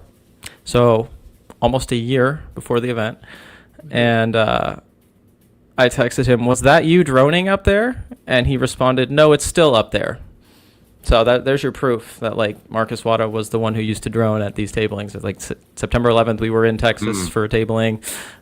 He pulled up with productions, a couple camera ops. They got some B-roll. He threw a drone up. I look up and I'm like, hey, is that? Because again, I'm on edge. I'm like, hey, is that you droning? Like, I want to make sure that it's not some foreign, whatever, right? So yeah, I texted him to make sure, hey, is this you droning? Yes, it was in fact him droning. So that's why when you asked me who do I think was droning, I think it was Marcus Wada, because a year prior he was the one droning at a tabling.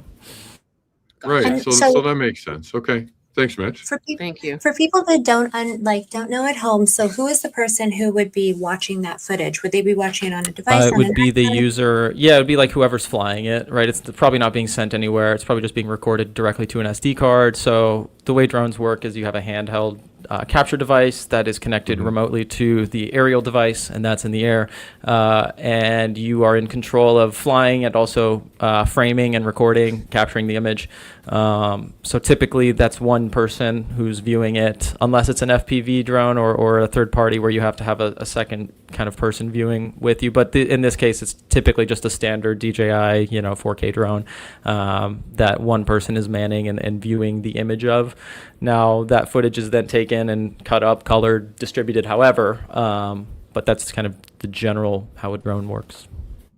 Okay, and then it usually went on to an SD card, and then it gets used later. So this whole thing where they were live streaming the event, that wouldn't have anything to do with the drones. If they were live streaming, it would require a lot of internal setup to get a drone live streamed footage, and you'd also have to like plan for that. I mean, it's possible for sure, but I don't want to say that it was happening, because the amount of coordination that would require is pretty insane. Yeah, if Frank was watching drone footage, it'd just be on like the app or something for the drone. Yep. Yeah, I don't know. That's what's weird. 100%.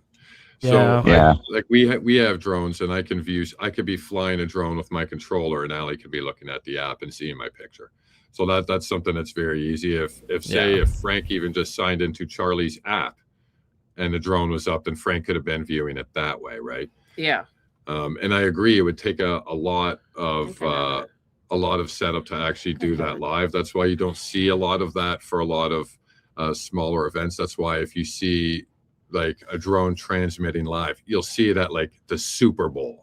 You know what I mean? Or something like that. Yeah, and even in like YouTube stuff, right? Like in my industry, the music side of things, people do like pre-recorded sets, like live stream DJ sets. And in a lot of cases, they have drone footage, right? But typically it's pre-recorded footage that's then cut in after the fact, and you can't really tell because it's just a movie making secret, right? And that's just how they get away with it. You don't have to be live streaming to make it feel like it's being live streamed, right?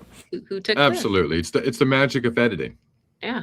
I know, like, Frank Turek has corrected himself and said, I correct myself. I said there was drones on, we were looking at drones coming in, and then he said, no, it was somebody on the Hall of Flags going like this, taking a selfie. With a selfie stick. And does this look like a selfie to you? It's definitely not a selfie. No, but that's what he said, dude. Like, I think this is the picture he was referencing. He said, we were looking at drone footage on Charlie's phone. Yeah. So we don't have his phone anymore. No. But that would make sense. Through an app, he could have done it. So like, I'll cut him some slack there. Yeah. What I won't cut him slack on is him flip-flopping back and forth and then trying to cover up his statements. I think he's got to be held accountable for that. Yeah. Would it be normal for them to put that SD card in right away, right after all that? The way Terrell did that? Bro, nothing about that. I was also told that they like physically told person to person, like word to mouth, was like, yeah, no, like Terrell gave the SD cards to the FBI, and it's just like, did that actually happen? And it's so funny, did he though? And it's funny, like, someone else told me, they're like, like once it happened, I came back to the tent and like started looking for the bullet hole like along the paper, and it's like, now we look at the footage and I'm like, no you didn't. So this is where Candace like went off the other day. It was like, people lied to me, and it's like, I'm in the same boat now. It's like, why'd you lie to me? Like yes, you didn't think I was gonna see that footage eventually and see that you just didn't do that? like what are we doing here, guys? What are we getting on a laptop? And I'll bring up that video. What are we doing on a laptop looking at. Well, it's the getting on the phone, then getting on the laptop. You know, it's the all three of them coupled together. Like I wouldn't necessarily have like been too suspicious as like, let's get this on a laptop, let's blow this up, let's see what we can see, like let's get this to the feds as quick as we can. Like that feels kind of natural. It's the like suspicious movements coupled with the like, I don't want to be seen taking this down, coupled with the who am I calling, right? And there's just when you put all of that together, okay, now it's suspicious. If it was just one thing alone, like I'm gonna pull this out, we're gonna see what we can see so I can give them a description as fast as I can, right? Like that's normal, that's natural, that feels within the bounds of, I don't know, rational reactions to this. But all the suspicious actions put together is what doesn't make sense to a lot of us, including Candace. Yeah, like this stuff. This is the stuff we're looking at here. Look at this, Philip. Should I do it? Like, what do you think he's saying here? I have no, I don't even know. You know, like, look at this. Okay, so idea. I mean, it's just them all. They're all cool as a cucumber. You know, their boss just got. That's what I'm. Yeah, looking at right now. that's what I don't. Yeah, it's very hard for me to, and it's hard for me to even like put myself there, because even though I was present for that, and there was a lot of times where it got very like on edge. It's like you don't know how you're gonna react until you're in that situation. Did you know this guy? The guy in the checkered, Christopher? In the plaid. Yeah, I think I like worked around him. I don't think like we really had a super close personal relationship. Yeah, because again, it's like these guys are security, they're doing their job. I don't want to like get in their way and, you know, be a distraction. When it's like don't really talk to it's like, you know, like they have a job to do. I do too. They're not going to go out of their way to talk to me unless they need to, right? Unless something happens, unless it's like I hear something or see something, I'm going to report it. You know, so it's like that's kind of how it was. Yeah, we would probably be in the same hotel, and if I was grabbing breakfast and saw them, would say good morning or something, you know. But this wasn't like you know, like it was with Philip and I, for example, where like we knew, you know, each other's kind of personal lives and such. Yeah, Muppet. Where do you think this video has been taken from? Like on top of the? It's the CCTV camera under the tunnel. But it moves though. It looks like somebody's holding a cell phone. How can it be that? I was probably like they're probably zoomed in, just kind of like moving around it. Maybe, I don't know. It's moving. I think it's a CCTV camera, and then a cell phone is shooting the screen of the CCTV camera is what I think it is. That's just my guess. I don't know for sure, but that's what I'm guessing. I think Candace has everything. I think she has everything at this point. It's definitely from the CCTV footage camera under the tunnel, right at the end of the tunnel, heading out towards the lake. Wow. Yeah, and it's aimed backwards, shooting backwards towards the tent is what I believe. And I believe that footage got sent to Candace somehow, and she recorded this part with her phone off the monitor or TV. And or a FaceTime. I'm 99.9% sure she has more camera angles. Oh, I feel like she does too, for sure. This is nuts. Well, I'm kind of excited to see that come out, because that means if somebody has gotten their hands on some of the CCTV stuff, then we can realistically expect more to come out. I would like to see the stuff on the outside of the university. I want to see who's coming and going. I want to see if we can see some guy running off into the bushes, or can we see the SUV peel away and drive down the street, right? Yeah. And it's interesting you mentioned that, Muppet. I only was able to like catch a glimpse of those photos you put out the other day with like the 4K surveillance. But what was that you were highlighting? Because I've been very curious about what actually might exist at UVU versus what we're being fed. Yeah, there's two cameras on the BA building, which is the big building on Charlie's right at the end of the Hall of Flags rooftop walkway. Those two cameras show a lot. Like this. Interesting. Okay. Yeah. So I don't know if you saw this. He has no arm here. I mean, this is the Adam Life's driving video, but yeah, there's just like, remember this ADN? Like, I don't know. We saw people coming through here, out of here, and I don't know if it was just a like a glitch, but yeah, he had no arm. And where did his arm go? Strange. I don't know. I saw Candace showed this video so many times, and every time I watch it, she goes, he's taking down the SD card, he's taking the SD card out, and then you see Philip lift his hand and there's no arm. and then there's a person that walks Can you through play here. the whole thing? Is it possible? Do you have the full video? I do. Just a screen grab. Yeah, it's fine if not. It's fine if not. I can go find it myself. I can send it to you. That's fine. Yeah. Yeah, just send it. I want to check it out later. Yeah, it's just something that I did on a live stream with like a whole bunch of people, and they're like, "What the heck?" And then people going through the tunnel, they would disappear. They would just disappear. It was weird, and it was always at this point right here where they would disappear. So we thought that like what's going on here? We didn't understand it, but yeah, it was just some weird oddity. I don't know. So I wanted to ask him about this very badly because Wisha, and yes, Lindsay Lou, we found this.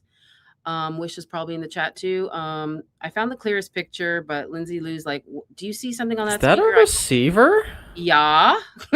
that was never that. No, that's weird. What? Thank you. Why is that there? Go on a speaker? Did that ever go on no. Thank you. No, we would only ever run XLR cables out or in from the mics to then be pushed out, right? Like that's weird. What? Yeah, so where's the other we would have wireless. Yeah, that's a Sennheiser, which doesn't make sense if you're running DJIs. Like that doesn't. The only would that be sending the signal to the thump and go up near the volunteers tent? No, I don't think so. Charlie be wearing maybe. Wait, actually, Muppet, maybe. Did they have a speaker up at the other tent? Yes. Yeah, they're saying that, but it had a different brand, right? Different brand up there. I don't. Yeah, I don't know. But we don't have a clear shot of it. I mean, the Thump and Go were the speakers we were using previously. I don't know if those are the same ones they have there.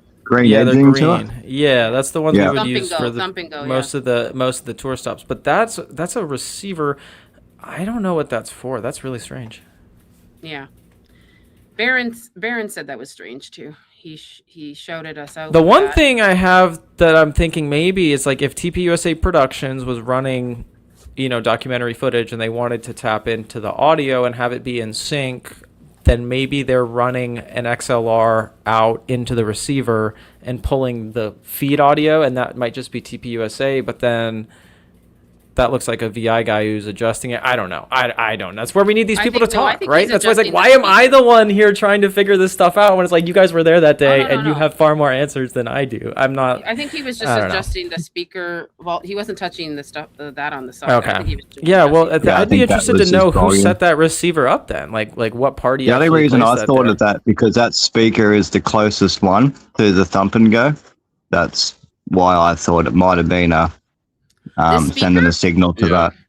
This speaker was far away from the Thump and Go. That was by the merch tent. But that's it's the closest one to the Thump and Go. Yeah, so the Thump and Go is the one that's under the table, and I kind of get it. So if you want to go, you're talking about that. Yeah, so if you want to go path of least resistance to avoid crowd, it's right there because then the cable would go. So are you talking about the wedge, babe? Yes, that's okay. that's the. No, I'm talking about the one.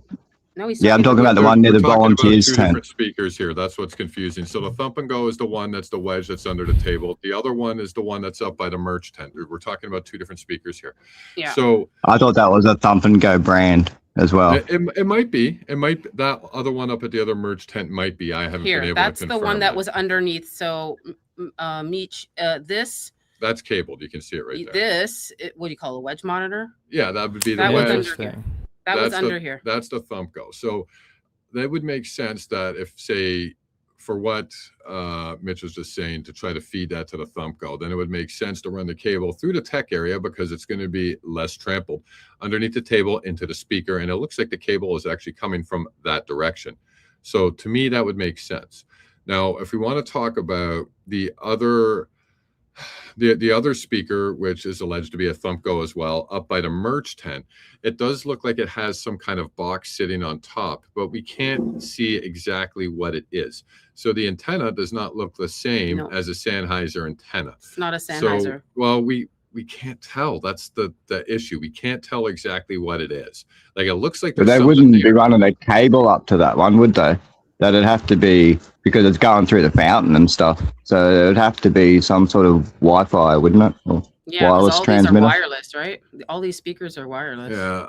Yeah. See, I'm also psycho, and I work a lot of big gigs. So like for something like this, if that was really, really important, like, I don't know, I would run fiber there, but that's just me, right? I would put a box under the table, and I would throw something up by the merch tent, and then run like a 1,000-foot fiber all the way around, or a 500-foot fiber, and make sure that the signal is clean perfectly.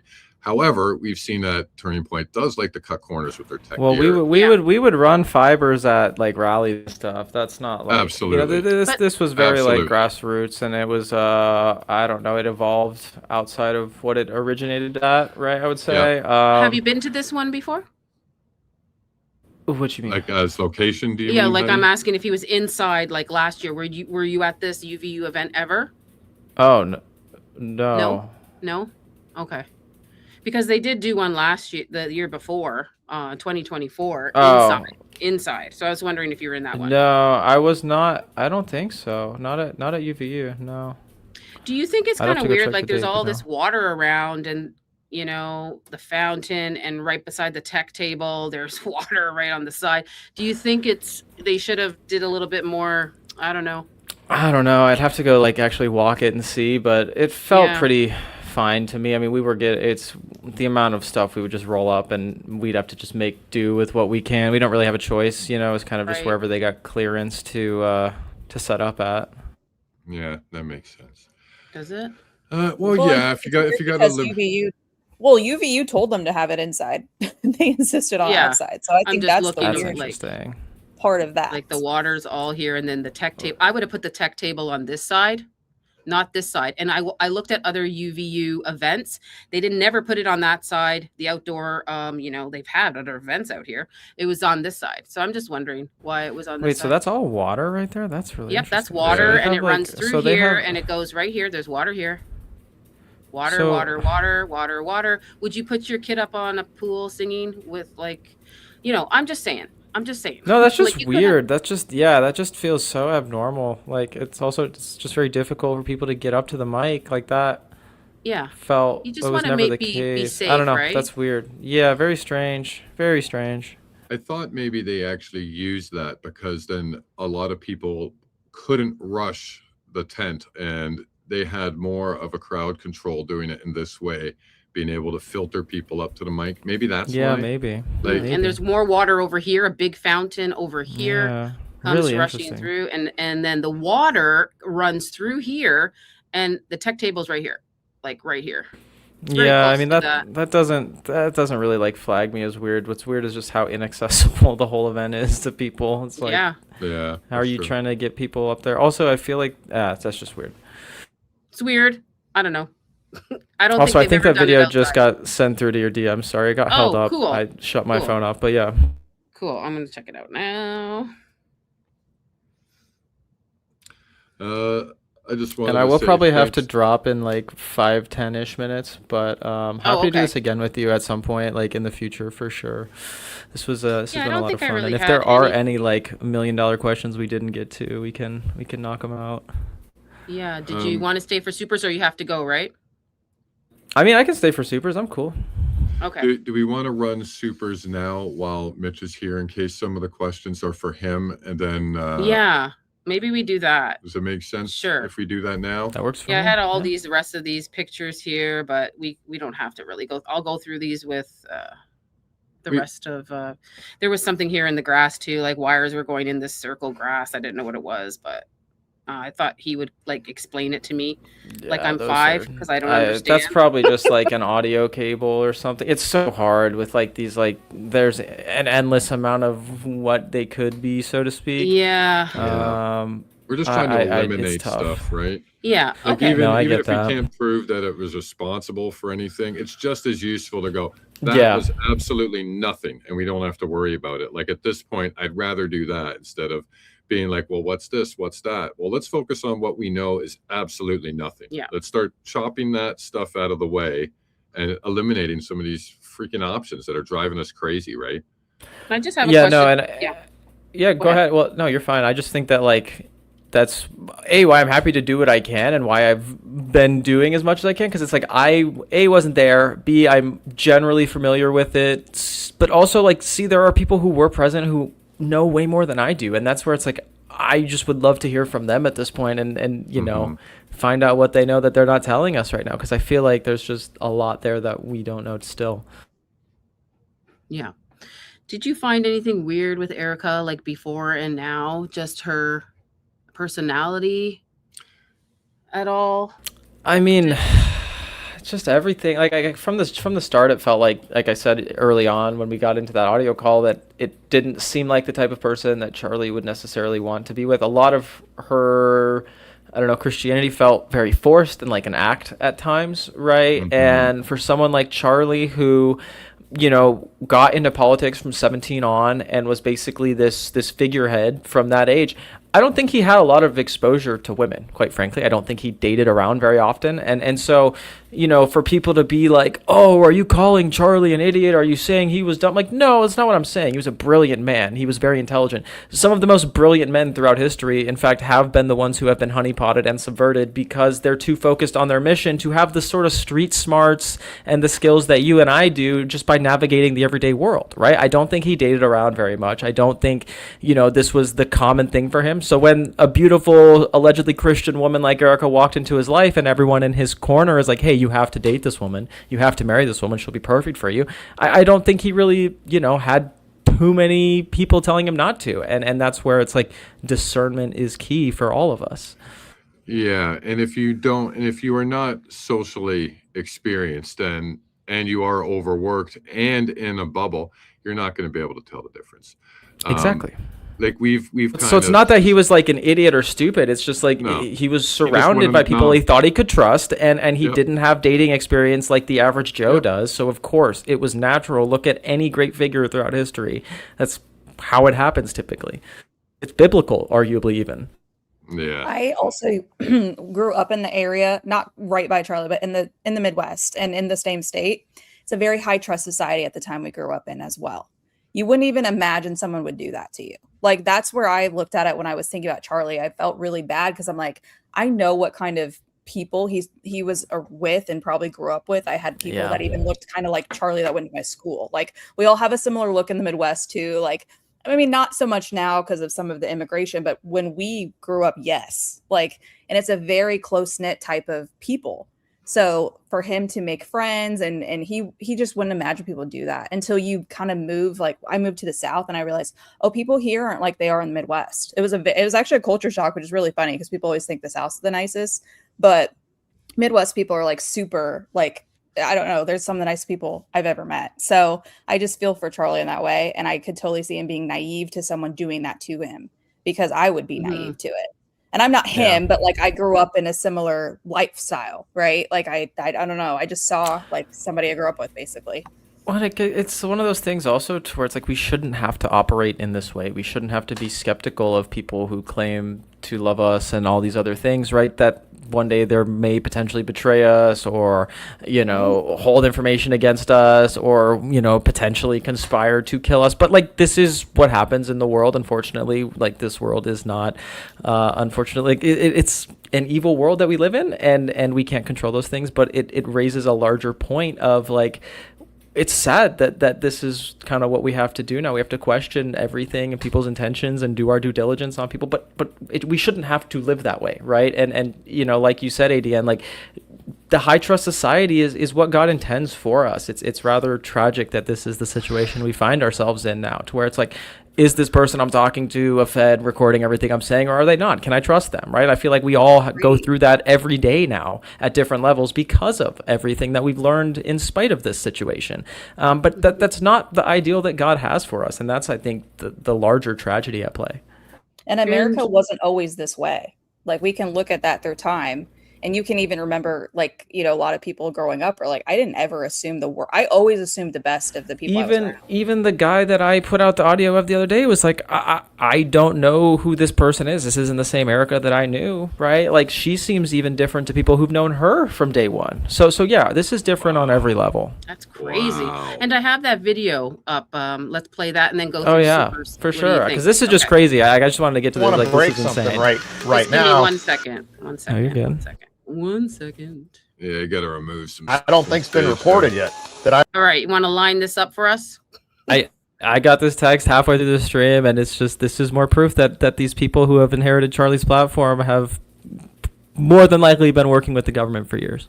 Wow. So just in case some people don't know who this is, obviously we got Stu Peters here, and this is Sam Parker. He's an ex personality who has been involved in Charlie Kirk assassination since day one, and he's a pretty big personality on X. And this is an interview they did recently. Yeah. And yeah, let's get into I think it was this. today. Roll it. Let's roll it. But I want to break something right now that I don't think's been reported yet, that I've just discovered this morning. And that is Sarah Rogers, this Deputy Undersecretary of State who got into this beef with Data Republican in the first place, was placed at the Department of State by Blake Neff. What? Yeah, let me walk you through this. So after Trump was elected in 2024, Charlie Kirk helped with the transition. You know, there's the presidential transition team, right? When a new administration comes in. And so they actually consulted Charlie Kirk. Charlie Kirk had a lot to say. He had a lot of input to give to the Trump administration on personnel decisions. And Blake Neff is the one who gave Sarah Rogers' resume, submitted Sarah Rogers' resume to be considered for a position.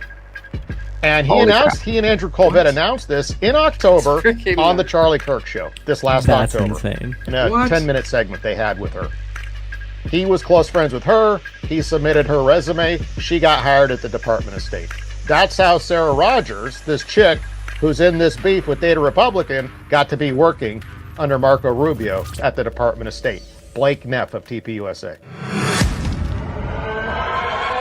What a good guy, that Blake Neff. Just getting people government jobs, man. You know, we got to give it up for Blake Neff, that bald-headed guy, that bald-headed buster. Not only does he rent challengers, he gets people jobs. Like, this guy is a true American, isn't he, ladies and gentlemen? And he fulfills people's humiliation wishes, like Andrew Wilson. You know, he sets the stage for that to happen. Andrew got to live out his deepest, darkest fantasies that day.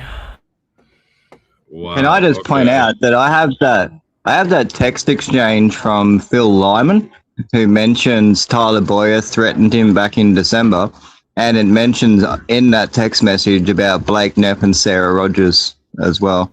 We're both in that conversation. So that I've been hunting. adds weight to that. It does, man. I've been hunting That helps confirm on it. Wow. the context of that actual threat. And that's just narrowed it right down for me. That's awesome. Holy smokes! I'll bring up shout out Stu. the picture. Yeah, shout out to Stu and Sam Parker. And Allie just grabbed this quickly. That was on the same. Oh, that's the girl who I retweeted and said she was like, yeah, no, that chick is totally a Fed, dude. Look at her eyes. She has the Fed look. Like, come on. Like, what? Welcome, Furman Files. Oh, Fur, what up? It's a party tonight here. It's a party. Yeah. So this is it, guys. Wow. Oh, that was a good catch by Sam. Can you hear me? Yes, I can hear you. Too loud? A little loud.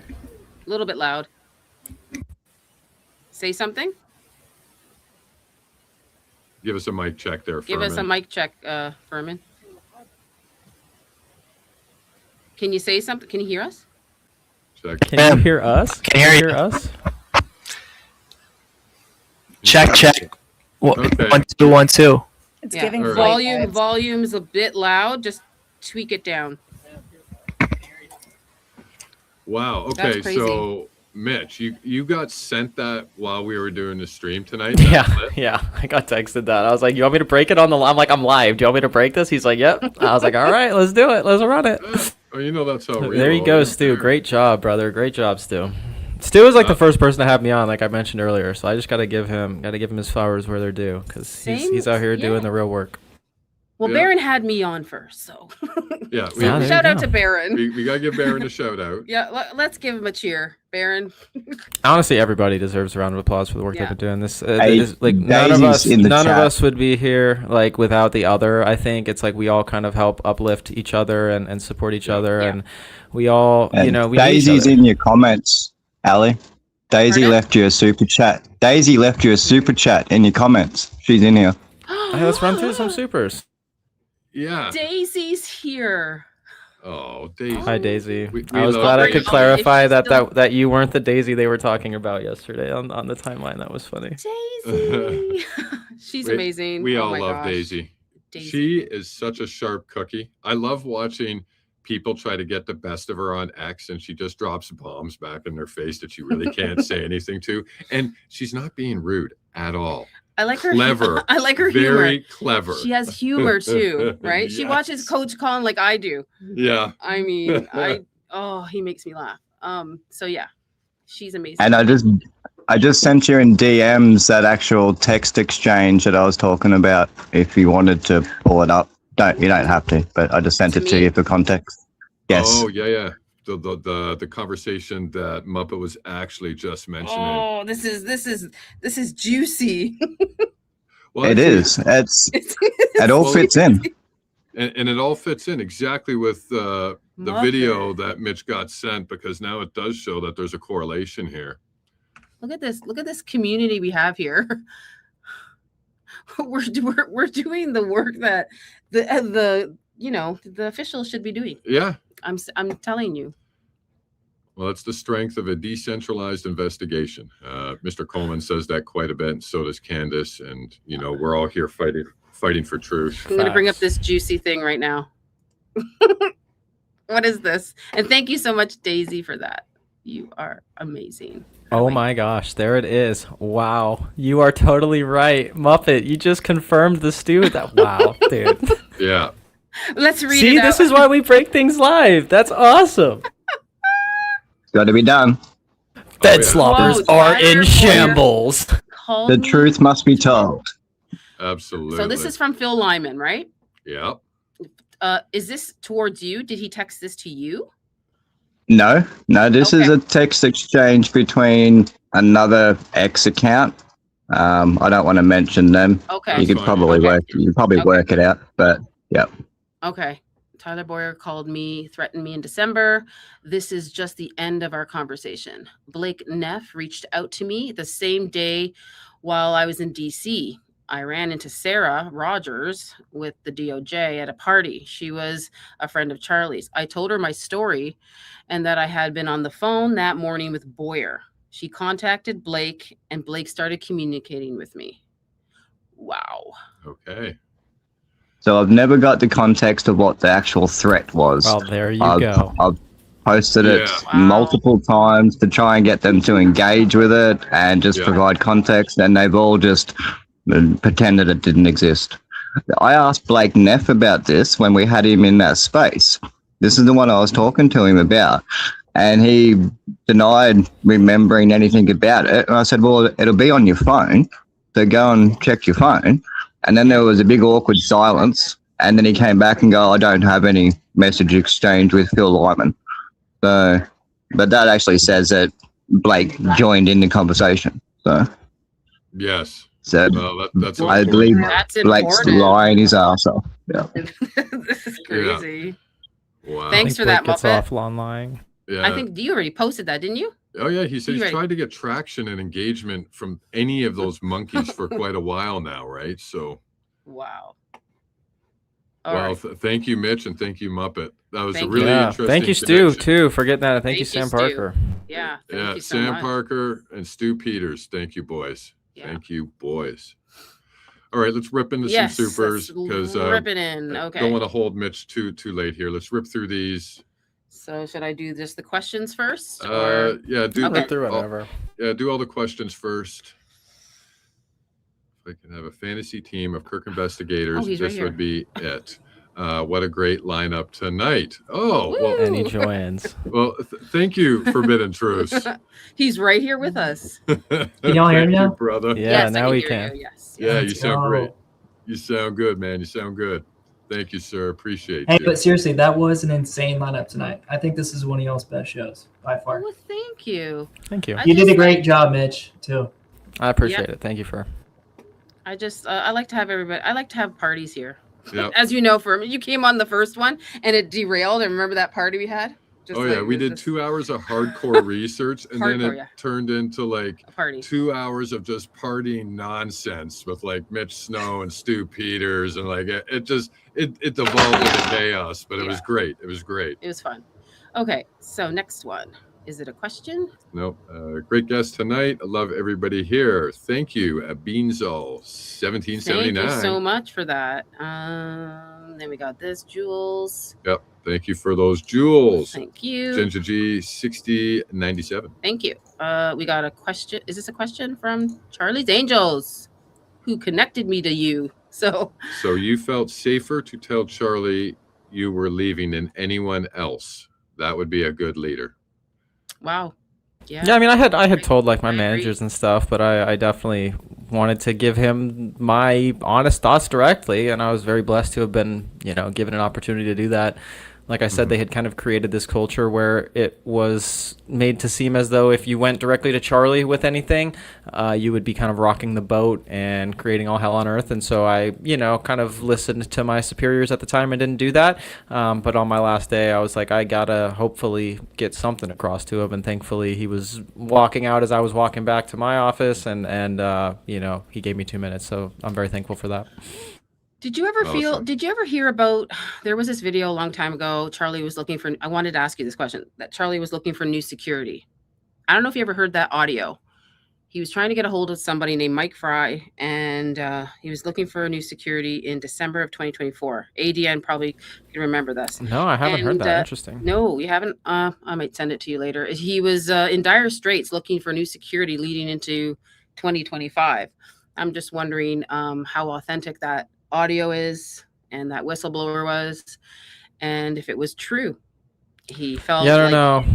I'll tell you what, like the Schaefer group though, that like they used previously, I remember a lot of those guys as well, because they were the early security crew, and they seemed like some down-to-earth, good-hearted dudes. And they put out that one tweet there, and then they kind of went ghost and deleted their account. But I would love to hear kind of Greg Schaefer, hear what he has to say about this whole thing. Because he was someone that I know a lot of us early OGs trusted. I know Charlie trusted him as well. So I don't know. It'd be interesting to know kind of what went down there. Isn't there something about a deal too that like Greg got like stiffed shafted out of? Yeah. Yeah. He did delete that tweet. I have it. I have he it too, said somewhere. they backstabbed me. Yeah. Well, they backstabbed him. we early on, Ali and I were actually on another podcaster's podcast, and we actually talked a little bit about Schaefer, and Schaefer DM'd the host. Yeah. And he actually said, I actually have nothing to do with Turning Point. I have nothing to do with these guys. They screwed me over. I have nothing to do with this. Please issue a correction. We have absolutely, so he sent our buddy a DM saying I believe it. Yeah. Because he doesn't want that heat for sure. Understandably so. I mean, and he was, him and his crew were guys who, again, like you could tell that they cared a lot about what their role was, which was protecting Charlie and the students that were present. And that was something I always felt safe when Schaefer's guys were around, for sure. Now, that's not to say I didn't feel safe when Dan's guys were around. I felt safe all the time there, right? It's not, it's not saying anything, but I'd just be interested to kind of hear personally, just for curiosity's sake, what went down. I think in some capacity, maybe. I don't know. Okay. And we got to give a shout out to Charlie's Angels. Come on. Hello, Charlotte. What's up, girl? Look at her. We need an air horn, emote. She's amazing. Thank you so much. She tried to get me in touch with you, but then I think you were like doing spaces and then more podcasts. It must have been crazy for you when you first left and entered the X universe. Yeah, it's still crazy. It's still blowing your mind, to be honest.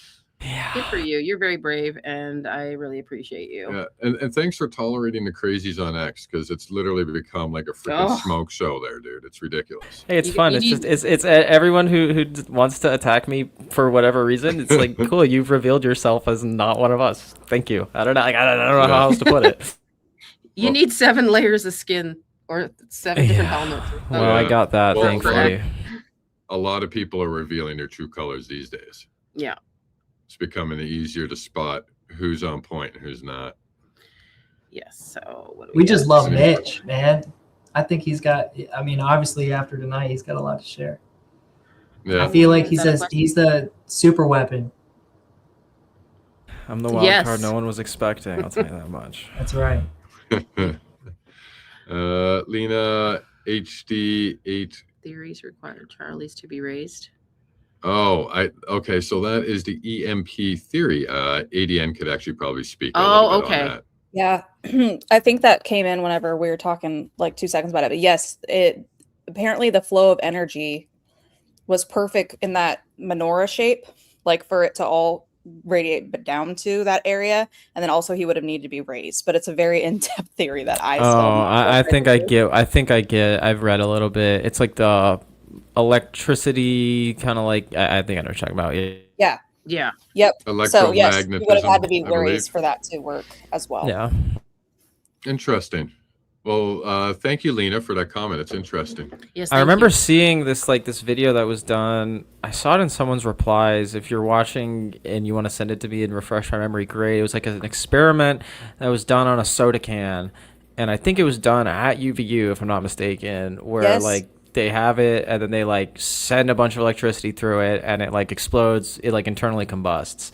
It does. And I was like, that oddly looks like what happened to Charlie's neck, weirdly enough. But like it just like made me kind of start to like ask questions again, because that's what we were all doing here, just endlessly asking questions because we're not being given the truth. So that I'm willing to listen to it and hear it out, but it's an interesting. I haven't done enough research on it, and I lost it when I first saw it, so I would love to look at it again. In her video, we did actually that exact correlation you just made. We show the can and then we show Charlie's body. So yeah, you know which one I'm talking about. Yeah, it's weird, dude. It's weird. And like the noises are like almost similar too. It's odd. That crack sound, so it's hard to replicate the crack sound of a rifle. But in this theory, the crack would make perfect sense. And she describes it as the internal, like what happens to you internally would make a crack sound. And if you think about the way the autopsy reads about the neck, and how it's basically gone, she talks about that's what an EMP would do. It basically sizzle that stuff gone and liquefy it, and then that's why his neck blood looked really weird, because it could have came out of that. Interesting. Wow. It's a very interesting theory. It is worth the watch. I'll send it to you, Mitch. Please do, so I can like refresh my memory on it.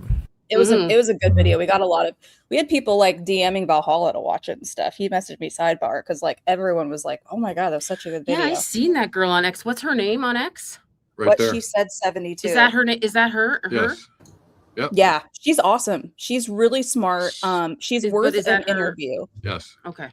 Yeah. So you guys, I can connect. She sent me stuff. I just never had time. I think she sent me stuff, but yeah. Can y'all hear me? Okay. I didn't have a chance. We can hear you. Yeah, we got you, Furman. Yes. I was talking to what she said. She sounds super educated, but I don't know. I feel like, because I guess, Allie, you've experienced a current passing through you or an electric shock. I'm not going to say electrocution, but I don't know. I feel like there couldn't have been a Marx generator or a wave generator in the vault, but I feel like that would open up. I feel like a couple things happened and I'm still unsure, really. Yeah. As you like artifacts, you might not know, Meech. I was electrocuted when I was young. My whole arm burnt, almost died. My dad said if I had jewelry on, I'd be dead. So I'm very lucky to be here. Dang. I suffer from a left bundle branch block in my heart, electrical problem in my heart because of it. So yeah, I'm lucky to be here. So when I first saw the video of Charlie, when he went like that, like I looked at Chris and I go, was he electrocuted or something? Like it was just that motion, and then seeing his hands were burnt. I feel like it's we're trying to pinpoint one thing when it more than likely was probably like three things all at once taking place, right? And then that's like exactly. I don't want to rule out the fact that this was timed perfectly, right? We do see the hand symbols, which again, hand symbols and like the kind of hand movements they were doing was normal. Like that's par for the course. They're security guards. I don't know what the heck they're doing anyways. But to think that they couldn't also potentially be timing things up, marking time. We know Blake Neff was in the USMC, like you know, kind of staging events and marking time is what he said, right? So it's like this is just very strange, and so to think that he couldn't have been electrocuted simultaneously, have a small explosive device detonate, and then there be a cover shot all at the same time in a moment of chaos. I think, you know, in 2026 we'd be naive to think otherwise. And then you couple in the potential of there being drones in the air, right? It's there's endless opportunities here, and that's what really bugs me when these Fed sloppers turn to us. They're like, oh no, the evidence is just this 30-06, take it or you're an enemy of the state. It's like, no, dude, like, yeah, maybe if this was 1980 or 1970, right, and we didn't have all these different videos and photos and different anomalies that don't make sense here. Technologies. Right, and to think that, like, because we're almost 365 days out of this event, that somehow we are wrong for still asking questions. Look how many people pursued the JFK assassination for decades, right, before they ever got any sort of a half answer on that this year, right, from the JFK files. And we still don't know the full extent of the truth there. So, yeah, to insult us as being, like, stupid for still digging here, like, no, actually, I think you guys are the ones who are rather foolish for trusting the state, because this would be, unless I'm mistaken, the first time in history the government would be telling the full truth on anything ever, right? So it's just, you know, how are we idiots here? Again, I'll never know. But if Candace and Baron and all of us are retards, then, you know, feel free to be a retard along with us, guys, because just lean into the labels. Nothing sticks. Stop. They're gonna give me a question. Stop. Why would you even say? Because we don't need this. I was on a date like an hour ago. Anymore. He doesn't need any more stuff. I don't need these types of questions, Firm, and people are. This is gonna get clipped, man. Bitch, you and me. I gotta go. And Chris, we're daddy. We're daddy now. We gotta take over. You know, there's a Fed slopper clipping this right now, right? Please stop. He's got Ian Wendt is gonna have a heyday with this one, I'm sure. Ian Wendt is just gonna take this and run with it. We need Bays in here. Oh man. If you're not taking the reins, I'm daddy. Oh my goodness. Oh my gosh, guys. I see what you meant by the last time he got in here, it got derailed. I see exactly what you're talking about now. It makes perfect sense. And Chris actually promised me last night in their live, he said that he would shotgun a beer if I donated $20, and I did tonight. So you have to shotgun a beer for all of us, Chris. What is even shotgunning a beer? Is that like chugging it? Kinda, like, because we're here. Mitch, explain. So you crack a hole in the bottom, and then you carve a hole, and then you open the top, and you chug it through the bottom, and you get it. You try and get it in like under 10 seconds. This is not. No, we are not Andrew. We are not Andrew Wilson. We do not need to be encouraging people to go drink and shotgun beers. No, we're not doing that here. Okay. I just want to say, Furman, I promise. I'll send you a video. Members only. Okay. Yeah, you gotta put that behind a paywall. Come on, put Andrew Wilson method for that. Next members only. All right, we don't even have beer here. I promise. All right, Dad. All right, I promise. You can hold me to it, Furman. You can hold me to it, brother. I swear to God, I'll do it. But we'll do that on a members only. Yeah, we would have to buy a can of beer because we don't have that yet. I'll even do a tall boy for you. Okay. What's a tall boy? A tall boy. You'll shotgun a tall boy. Okay, yeah. I'm holding it to you. Whoa. Yeah. Can you do it? You have to do it too. I'll do it with you. Why not? Okay, Daddy. So remember, oh my beer. I'm not ready to drop. Like, we gotta stop that. Like, I don't even know how I said that. Sorry. Mitch can't be seen. Jeez, I cannot. No, I got. I didn't do it. Okay, forget that. Next. I'm Daddy and Adian's mommy. Oh Lord.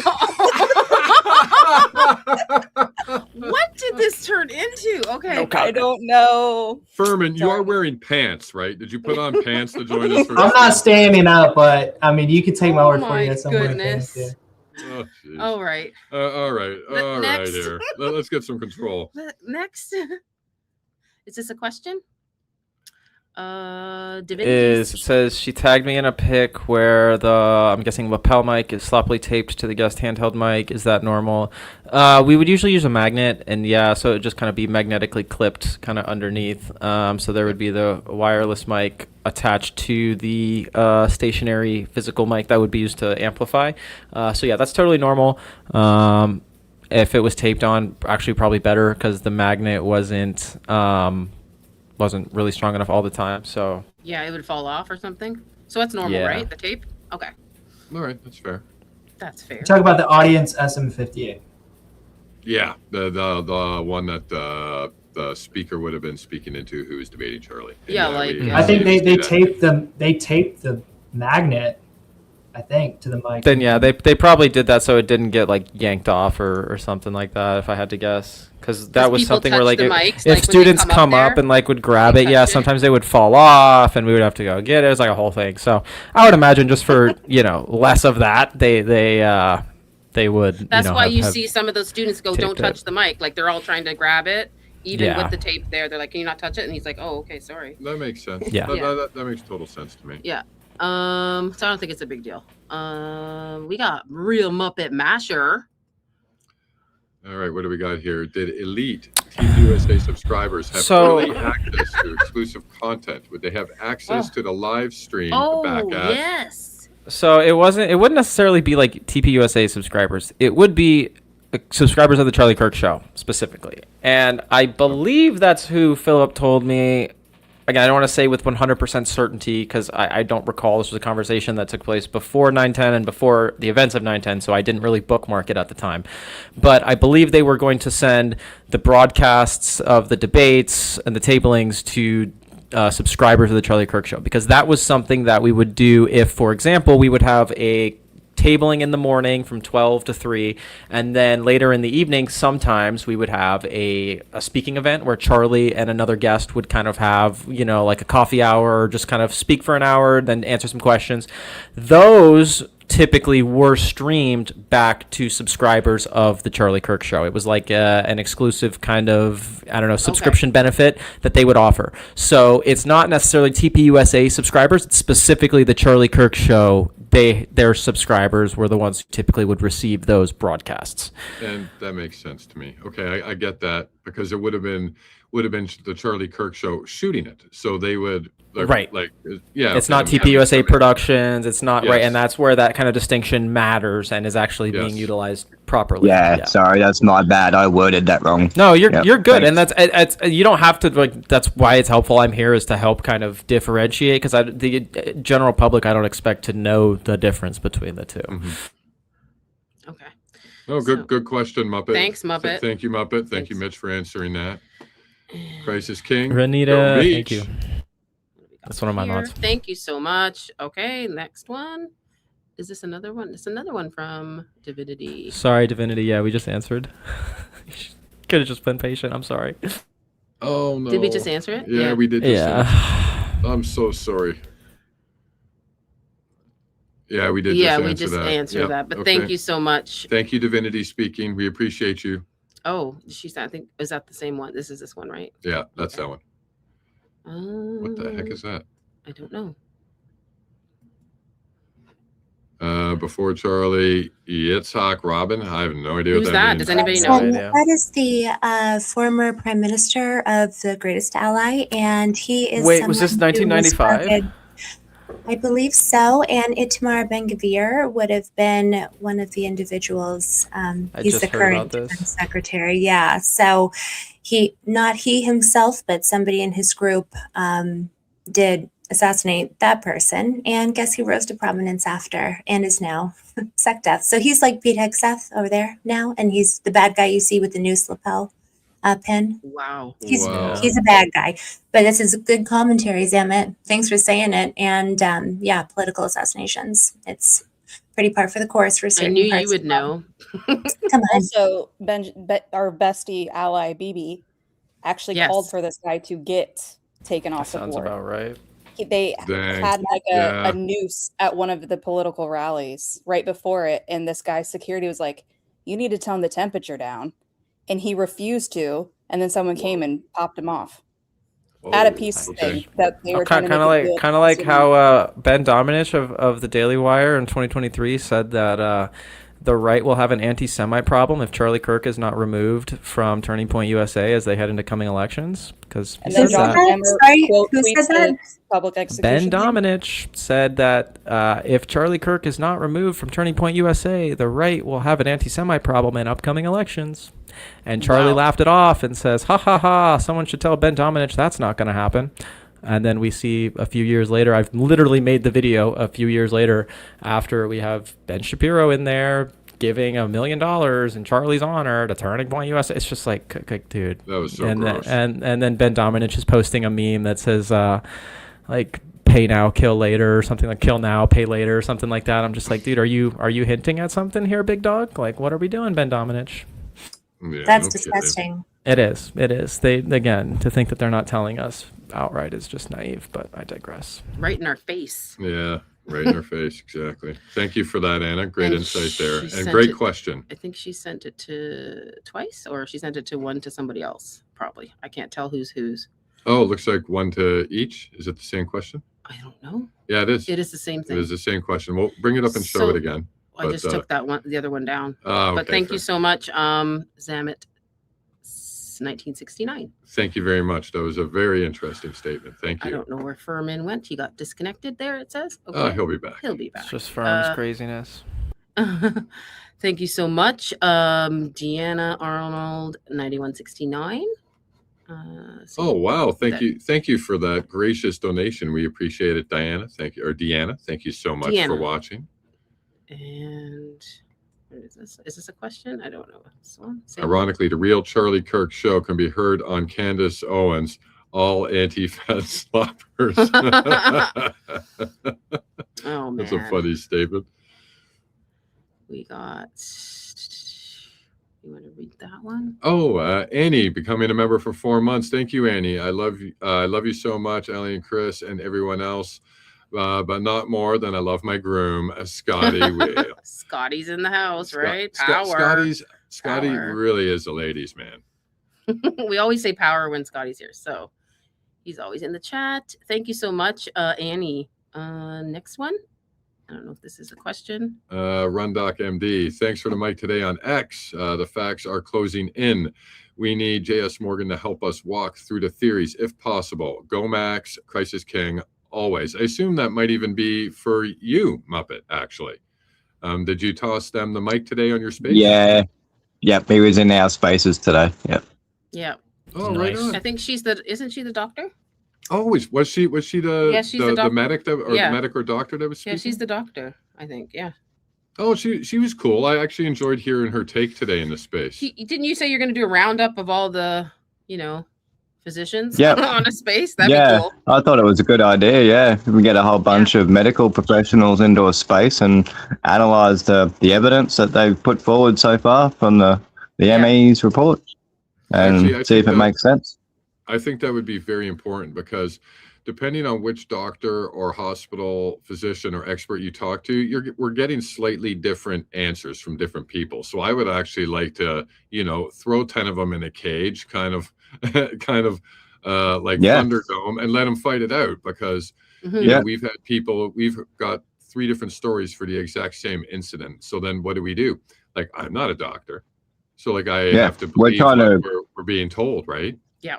Yeah, we're trying to link the damage that they've told us to a 30-6, which doesn't work. And then, what else could cause that kind of damage is what we really need to get down to the bottom of. And if we can get a bunch of medical professionals to give their opinion, then, I think it'd be worth listening to. Yep. Hopefully we can arrive at something that kind of makes sense. And then start whittling some of the stuff down and getting to something a little more concrete. I did a space with her with the guy that lit Mormon, the one that Yeah. I had the video. He was the first. The witness at the hospital. Yeah, a witness at the hospital. The last guy that went into the hospital and got locked down. Oh, I was trying to talk to him. I was actually in his DMs trying to coordinate a time. Yeah, I can set you up if you want me to. That'd be great because I mean I let it drop a bit, but yeah, just circling back up, I reached out to him again yesterday. So yeah, maybe drop a message. That'd be cool. He really doesn't like spaces, and I said I'd make it the safest space ever. So we made sure that no one would harass you, no one would be screaming at you. So like to do that space was tough. I thought Allie did a fantastic job. And I had the doctor in there. That was her.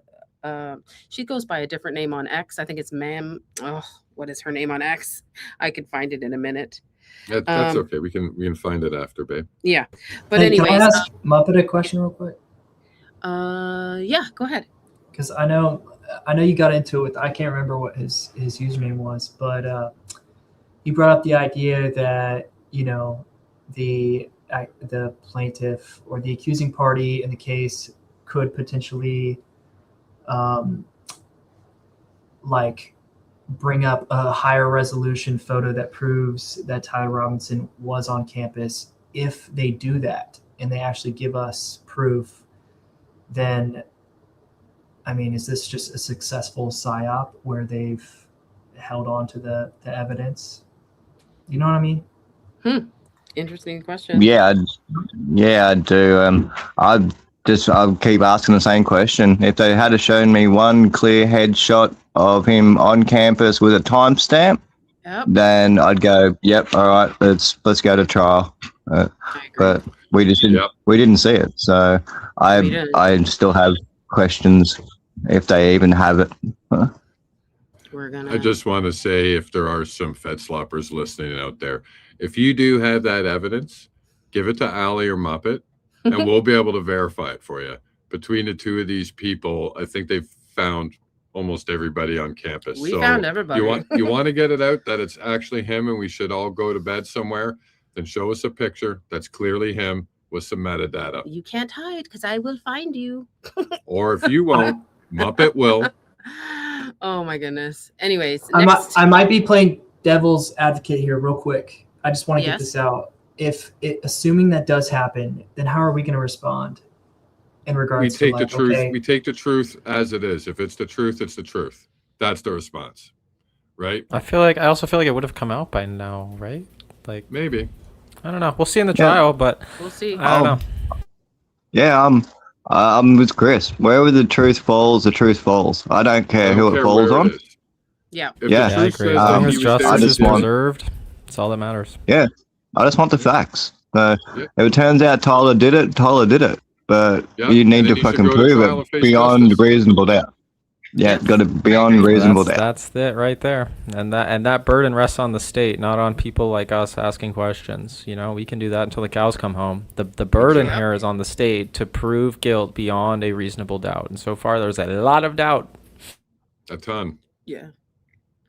Velvet Steel Spine, Renita, Sophia. Yeah. Yeah, there is apparently, a group chat of that steel spine. I said that a long time ago. There's a group chat of it. Yeah, it was the magic spine, the steel spine, the velvet steel spine. The velvet steel spine is actually an Erica Kirk quote. So lots of magic and different kinds of textures of spine, except for a fleshy, bony spine, which is what it actually is. And then Frank Turek mentioned Mousy, which is Rob McCoy's wife. Yes. She has a steel spine too. Yeah. Apparently everybody's got steel spines. And that's what I was saying. Is there a group chat of steel spines that I do not know about? But yeah, they do say that a lot. Yeah, that's accurate. I wonder if that's like some like secret term in their inner hidden society that once you get past, you get the steel spine or something. I don't know, man. It's just like, who knows? That's weird, yeah. Dude, at this point, like, it could very well be me. Oh, right. Yeah. Is it a code word, right? This is a cult? Like, is this a code word? Yeah, you reach level 33 and you get your steel spine. Your velvet steel spine comes when you reach 34. Well, when they talk about 3,000 people at the UVU, that's like, the promised land kind of thing. Yeah. And then then they found him in 33 hours. Yeah, there's. It's a lot. It's a lot. Yeah. It's a lot, Meech. I can't. So thank you for that. This authentic. How much? Oh do I my have to gosh. do, Allie, to get it? What? I don't do beer. They want you to shotgun one. First off, don't it's do- shotgun. It's shotgun, like what's sitting right here. You know, like shotgun, not shotgun, but yeah, it's par for the course. I'll give it's her a fine. beer and taser if we can get a give send go going for that. You're done. Stop. You're done. Just stop. We get a give I'm send gonna go. send the eyes. Just We'll get a stop. give send go going, just like Smoke Boy did. I want to see Mitch shotgun a beer. Come on, man. Oh man, no, I don't be shotgunning, firm. It's not. I can It's shotgun not a in my video out in 2 repertoire. seconds. Like I can bring up a video. In 2 Chug, seconds. just chug. I'm really fast at that. I'm fast at clipping videos, putting it out in 2 seconds. That's true. I don't think there's anybody I can faster than clipping speed. stuff than you. Probably not. We can be watching stuff. Allie, we live. should have a clip off. We'll see who wins. Oh, you want to do that? Well, Yeah, it's not fair. You I'm challenging you. videos. Let's go toe to toe. Yeah. Yeah. See, I'm now pretty that's quick. something we could set up a give send go for. Yeah, clip No, off. but it has to be like find this video, clip it, and then post it. That's hilarious. how fast it has to be. And we can't People know will what the send me a clip is message. beforehand. Yeah. Ollie, can you send me this? And I'm like, okay, yeah, can you send me it right now? I'm like doing a live stream, like boom, boom, boom, boom, boom, done, sent. Bro, I'll post a clip of a video and someone will text and be like, "Hey, do you have the full of that video?" I'm like, "Yeah." Like, where do you think I pulled the clip from? Like, yeah, of course I do. What? Yeah, of course. I had to pull it Hey. from somewhere, right? If Yeah. if we beer do is- do beer a is give so send gross. go, Hold we on. have- Beer is gross. Beer is gross. Beer is gross. Beer is gross. It's horse piss. I don't like it. She likes martinis better. I like my favorite kind of thing is like just like a regular like rum and whatever, rum and 7 or something. I don't like beer. Beer is like for men. Right, ADN? that's sexist, Allie. Where That's is the sexist. girls here? Yeah, I don't really like beer either. I like liquor. There you go. There you go. I There you like go. liquor. Damn. Well, I'm Hey. not saying I drink all the time. I just I'm No, messing I with you. I'm kidding. It's a joke. the way you said it. I like liquor. You, It's funny. you should just see ADN with a bottle of whiskey while she's researching. Oh my god. Totally joking, everybody. Totally joking. She's totally nothing no, like we're that. all wine moms. Remember. Oh I- right. Oh, that's right. That's We're right. moms. Remember That's what right. the doxers say. We are wine moms, Wine conspiracy moms. wine moms. Just yeah. Actually, I'm a Zoomer cam girl, but that's for another day. Yeah, that's what they that's said. for Oh, another well, day. of course. It's not even your That's face, what they but you know. said. They, Yeah. they I attacked remember. us bad. They posted some like blurry picture of her. The hair's not even the same color. It's the not face even isn't me. even the same size. It's just like. Well, I how had desperate were you Ian for Wendt that? trying to say I was gay the other day, and then I have Firm coming in here calling me daddy. It's like I'm never gonna beat the allegations now. Like, Mitch, you're so far in now. Yeah, like this is all we It's need Gay now. Tuesday. It's Gay Tuesday. Now you're It's telling only us okay to on just shotgun a Tuesdays. beer. You know, this is all I need now. They're just gonna be clipping this stuff and putting it out. Well, look, Oh, man. It's not gay unless you're gay. it's gonna be in the Gary space tonight. Look at these guys. Yeah, See what they it talk used to about? be Taco Tuesday. Now it's Gay Tuesdays. You know, I was in Gary's nest. You know his nest? In the space, yeah, they threw Allie in You're the nest. famous. On I a was couple in of his nest. wow, Spaces. you should It's a feel place honored. of honor. Yeah, it was bad. It was really hard to watch that. Has he called you retarded yet? Oh yeah, we get that all the time. Like four It's like times a week. it's like every day at this point. I don't know, but if Gary hasn't called you retarded, you haven't made it. Yeah. What's the next We one? should keep It's rolling. true. We're getting a This little one? distracted. Okay. Yeah, Meech said he had to Thanks, go Firm. 40 minutes ago. Yes. Yeah, Okay. So let's just plow through these as All right. quick as we can. What Let's is just- this one? Divinity speaking. Yeah. Can Mitch speak to all the Candace and Charlie's relationship, the four Shilsons of the world? Curious what an insider has to say about Charlie's anxiety over her.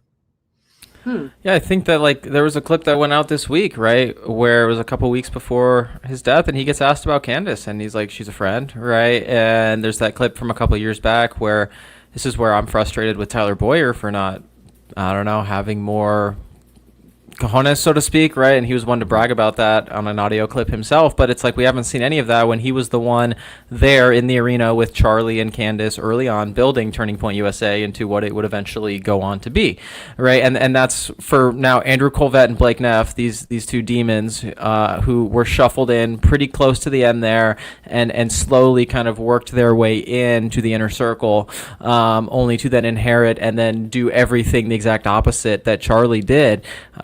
Just goes to show how intentional this is, how much of a controlled destruction and demolition this actually is, right? These people aren't idiots, right? They're not stupid. This isn't accidental. Yeah. This is all very intentional. This is a managed pacification and destruction of the strongest weapon against the deep state, which was the Charlie Kirk Show and TPUSA, right? And now what has it become? It's become this quasi-establishment prop-up machine that is trying to get a bunch of kids to go to church, right? And I'm not trying to downplay the significance of going to church, but they're not even encouraging church in the right ways. They're merging it with Zionism, saying that loyalty to Israel is loyalty to the Bible, and we all know that that's just not the case, right? This is a very evil thing that is taking place, and so for these people to say, oh, Charlie and Candace were never friends, or Charlie was never Candace's friend, like, you're just blatantly lying on a dead man's name at this point, and it's repulsive and it's sickening and it needs to stop. And that's again why I went and picked up the mic, right? And it's some of my critics have come at me and they're like, don't be like this kid, pick up the mic. And it's like, I did pick up the mic. You just don't like what I'm saying. So this is no longer about picking up the mic. This is about preserving partisan loyalty and not exposing the truth for what it actually is. And you guys are mad that I'm doing it. So I'm sorry. Oops. Or it could be this. Yes, fighting for Judeo-Christian values of the West. Or that. That's what is that what it says there? It doesn't say on this one. It's not on this one. It's the other one. Oh, it's the other one. But yeah, I don't know if you saw that the founding voice of the American Guild. I don't know if the Pastors Guild. I don't know if you saw that or not. Yeah, the five pillars of the guild. No, that's strange. Hey, Meech. Yeah. Pastor Rob and Mikey. So Mikey was normally there at like tabling stuff, right? But was Frank Turek normally there, and was he normally on the phone with his children? No, I mean Frank Turek. I feel like he was at like maybe one or two that I can recall. Maybe I don't want to say like with certainty one way or another, but it was not an everyday occurrence. I think I want to say Pennsylvania. Maybe he was there, but I don't recall. And this was like 24 election season. People would come and go. We would have special guests at things for sure. But like, I don't know. Like I said, there were a lot of weird things that day. Dang, I didn't know that it was like a whole guild. What the heck? This is weird. So this is what, dude? And you want me to think this isn't a cult? Excuse me? There you go. I posted this. And like, is anybody? I never saw this. That's the first time I've seen this. Wow. I sent it to Baron. Too, right? Yeah. This is just recent. We've been trying to talk about it, and for people who think that this is a Christian organization, you really need to. They're putting Jew in front of the word Christian. I'm sorry, it's not Christian first. It's not Christian's not even first. As Ben Shapiro says, the minute you put a modifier in front of a term, it weakens the term it's modifying. So I'm sorry, Ben Shapiro, you cannot call me an anti-Semite for saying these things when you yourself. No, I'm sorry, but he's a Semite saying those things. So I can't be anti-Semitic if a Semite is the one saying the thing that I am now referencing. That's just not how language works. Okay, we need to be articulate and respectful when we say these things, because I'm not going to blow up and get brash, right? But that's not the case. If you put a modifier in front of a term, it weakens that term. Judeo-Christian is not Christianity. It's just not. Exactly. I'm sorry. No. You guys have all been lied to for 60 plus years. And the people who are now claiming to stand for Christ are putting you in the same camp with the people who murdered Christ, quite frankly. So that's not anti-Semitic. It's just the truth. I wonder how many of these pastors are from the, the Zion Ambassador Summit back in December 2025? When they sent 1,000 pastors over to Israel for training? It's probably the same guild, I would suggest. The fourth pillar of it is fealty to Izzy. That's like the fourth tenet of the organization. Yeah, no, let's just worship the nation of the people who murdered our Savior, guys. Let's have fealty to them. That makes total sense. This is what he's been doing, but we haven't Friends of Zion. All this time. Friends of Zion Heritage Center. That one. Yeah. Yeah. But the Jews, go ahead. The Jews didn't kill Christ. The Romans killed Christ. They pressured the Romans on. via AIPAC to then have them do their dirty deeds in the same way we've now witnessed potentially here, in that they were lobbied the federal intel agencies to conspire a massive assassination attempt to silence the largest voice against them, right? So they didn't, but I've said it before, Jesus Christ was killed due to immense pressure from AIPAC, right, at the time. Exactly, and it's the same thing. Right, they played Pilate the same way they're. Exactly. Nothing's new under the sun, is my point. No. But yeah. Yep. And I do just want to point out to people that are listening, nothing wrong with Judaism at all. It's a great religion, but it is a standalone religion, not to be mixed with Christianity. The two don't mix. Judaism itself is the failure to come to Christ. I have said that many, many times. So there's nothing wrong with Judaism. It's just, it stands alone. It's a separate religion. It has nothing to do with Christianity. They're two completely different belief systems. So I just want to point that out. And there's nothing wrong with Judaism, guys. There's nothing wrong with it. If that's your thing, then go for it. Love it. Worship the God you worship. But TPUSA faith is supposed to be Christian, right? Christian, right? Not Judeo-Christian. It's supposed to be Christian. Exactly. I think at this point they wouldn't say that they're not Judeo-Christian. I don't think they would stop you, right? And that's something that clearly they're leaning into here, right? It's kind of the larger motivation. So this is it, guys. This is what Rob's been busy doing, and being with the pastor from South Korea that just got released from prison in February. He's at the White House, hanging out with Rob McCoy in the Oval Office. Yeah, so, and touring with the pastor from South Korea, the one that went to prison when Charlie Kirk was speaking in South Korea, his last moments on this earth. And it's important to discuss we've that. been building Charlie's international timeline for the last couple of weeks. Everyone's sort of focused on his domestic timeline, and we've been building his international one. The one that Joe Kent, got stopped from looking into. Couldn't look at. Yeah, that. Yeah, so it's important to. All right, discuss. Let's do. I just wanted to show that because I thought it was important. Yeah, let's rifle through. We got a bunch more. I feel bad. We've held Mitch for an extra hour here at this point. I think this is done. We're done. This one. The rest is just membership. So I'll just do those after. Do the memberships after. Okay. Yeah, he can go after if he wants to. What does it say? Oh my God, I'm sorry. Mitch, bravo. I'm waiting for the Judeo-Muslim coalition. Give the other one doesn't work anymore. Because the other one doesn't. Oh, Zamet 1969. That is funny. Yeah. Judeo-Muslim. Oh my goodness. I have no comment on that outside of go look at the text messages I leaked this week. That's all I'm going to say in front of a camera. But go look at the text messages I leaked this week. Wow. Fair. It's already starting to take shape. Maybe. I don't know. Yeah. Yeah. No kidding. Well, the reason they have Islamic influence is because of the Abrahamic Accords. And if you look in that organization, there's Saudi influence in it. Yep, and that's what the FBI agent I interviewed in 2022 was telling me back then. Again, if you don't think you've been, subverted at this point, you're kind of naive. Where is she? I gave her a mic, but I don't know if she's coming up. Would be. There might be too many people. I can also drop. I have things I have to run and go do as well. So.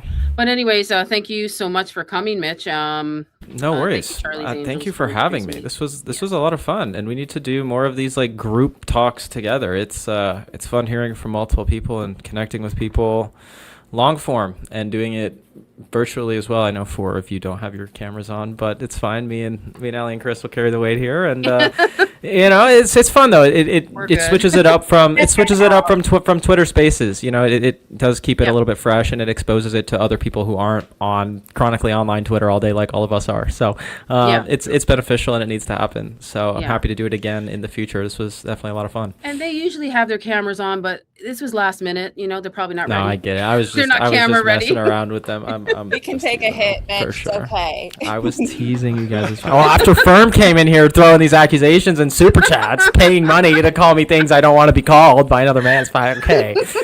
Jeez. What had to clarify. are you talking about in DMs, man? I don't want nothing. I will screenshot and post the DMs. I will post the DMs. There's nothing. I'm kidding. No, I'm leaving. I'm gonna go get some food. Thank you so much for having me. Good to see you, dude. Well, I'll catch up soon, y'all. Enjoy the rest of your stream. God bless. Thank you so much. Thank you so much. Everybody, give him a follow. Where can we find you? Where can you can find me, ArtifexMemor, everywhere. ArtifexMemor.com. And the White Boy Summer shirts are going to be going live very soon. The website is almost done being built. It's just a merch line, my own kind of trademarked term. I'm off of White Boy Summer, and we're going to have a White Boy Summer. We've been having a White Boy Summer. White Boy Summer is not going away, folks. It's not going away. White Boy Summer is going to carry on throughout the entirety of the year, and there will be shirts to wear for all of you. Stay tuned. Awesome. Don't worry, the whole chat's calling you daddy now, including by women. So I think you're all set. Don't worry, you're good. There we go. Yeah, you guys know where to find me. this is, ArtifexMemor.com. That is my website. Yep. And it's going to be a different website for the White Boy Summer shirts. I'll also be putting out the book there as well. So yeah, very excited about that. I've been working with actually an artist from Twitter. His name's Eric. He's been great.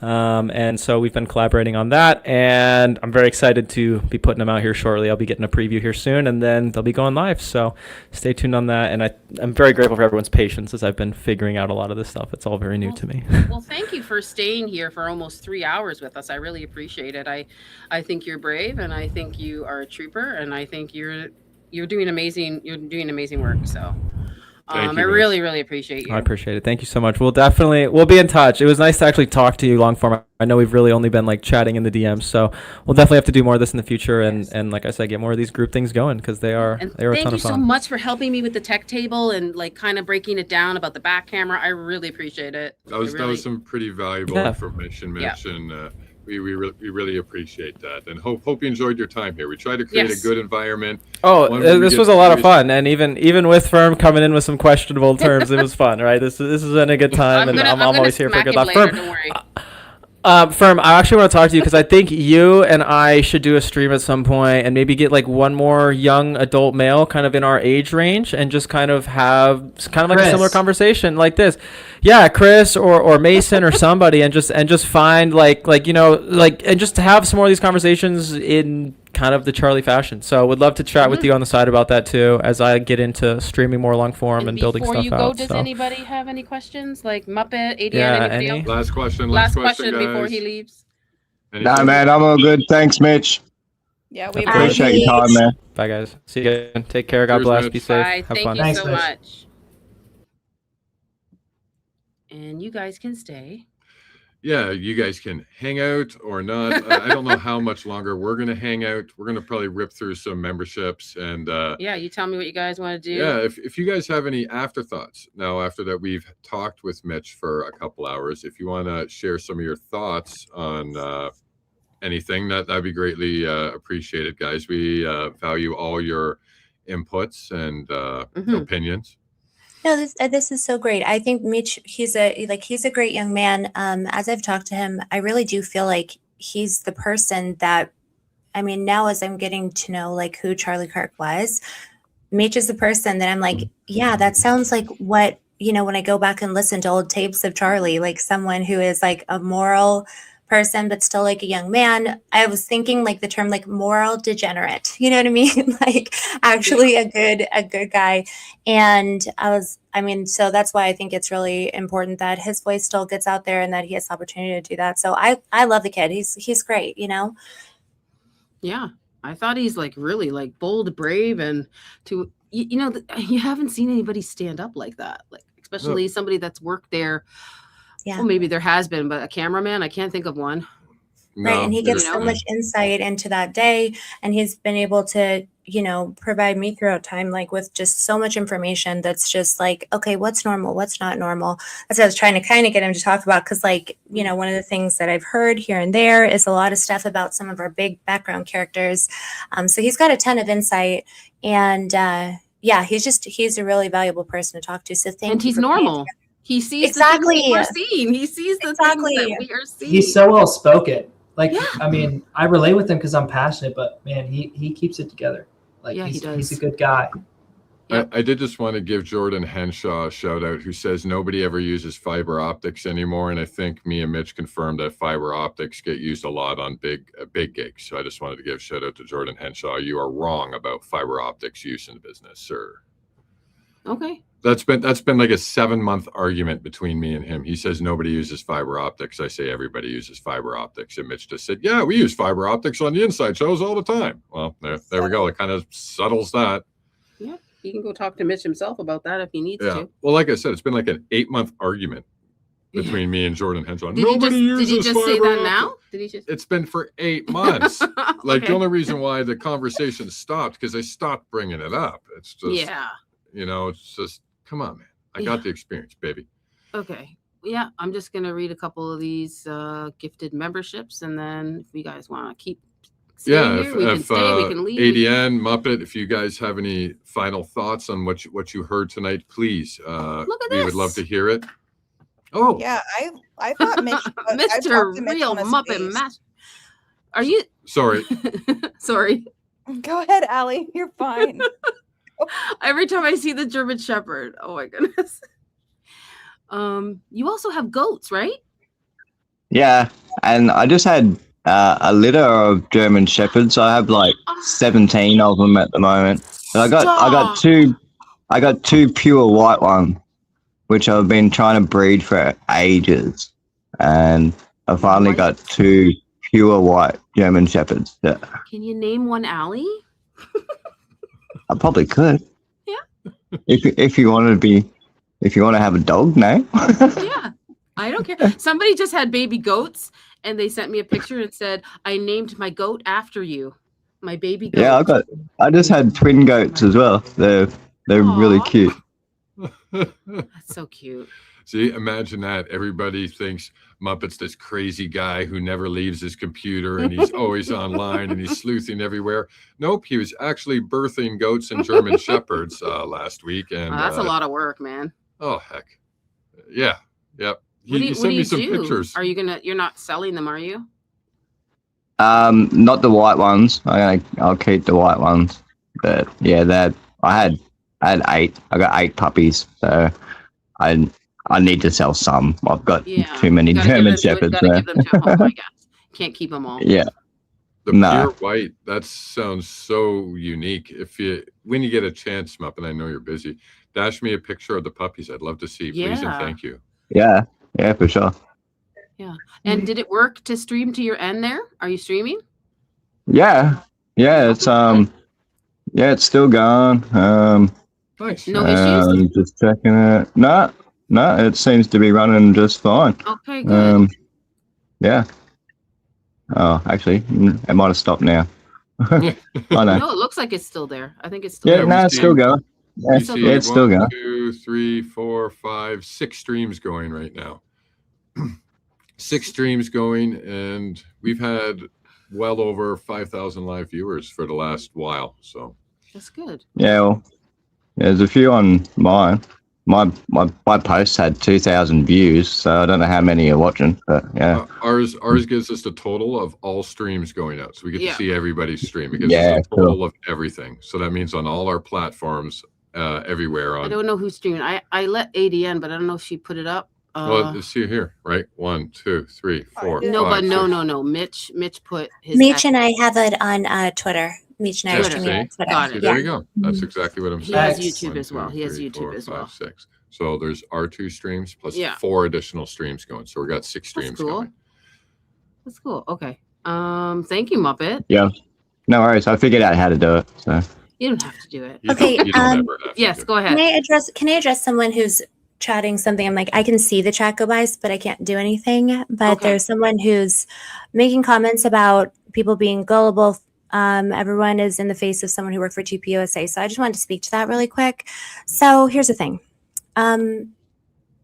Meech is someone who didn't want to come forward because he knew Charlie Kirk very, very, very seriously for 10 years and seems, by all intents and purposes, to be an honest actor and someone who really gives a crap about Charlie. It actually took him a long time to feel like he could come forward, and he was helping with the investigation with large creators in the background for a very long time before he decided to step forward, because he felt as though there wasn't really anyone who's doing the thing that Charlie's been doing. So before you go and make judgments about where people are coming from, why don't you take a look at what Turning Point USA is doing?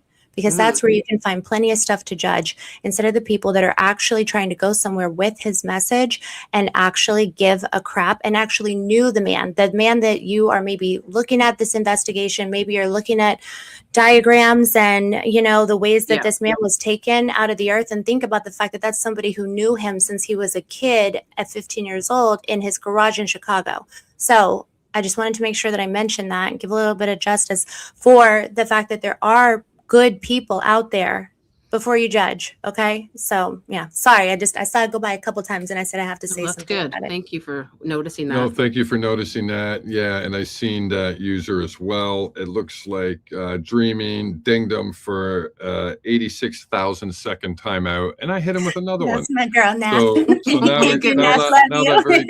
now that person has got 192,000 second timeout, and I believe that's 24 hours plus 24 hours. You're done. And yeah, you're done. Take some time You're to think done. about it, because, you know, there's a lot of places where it is about, like, you know, drama or being rude or all of that stuff. There's also places where people are trying to solve the murder of a man who was taken from us, and also people who are carrying on the message of the man who was taken from us, and also are actually trying to, like, do the right thing. So, you know, go and take that kind of drama to an X space. That's not what this is for, even though it's streaming on X. Sorry about that.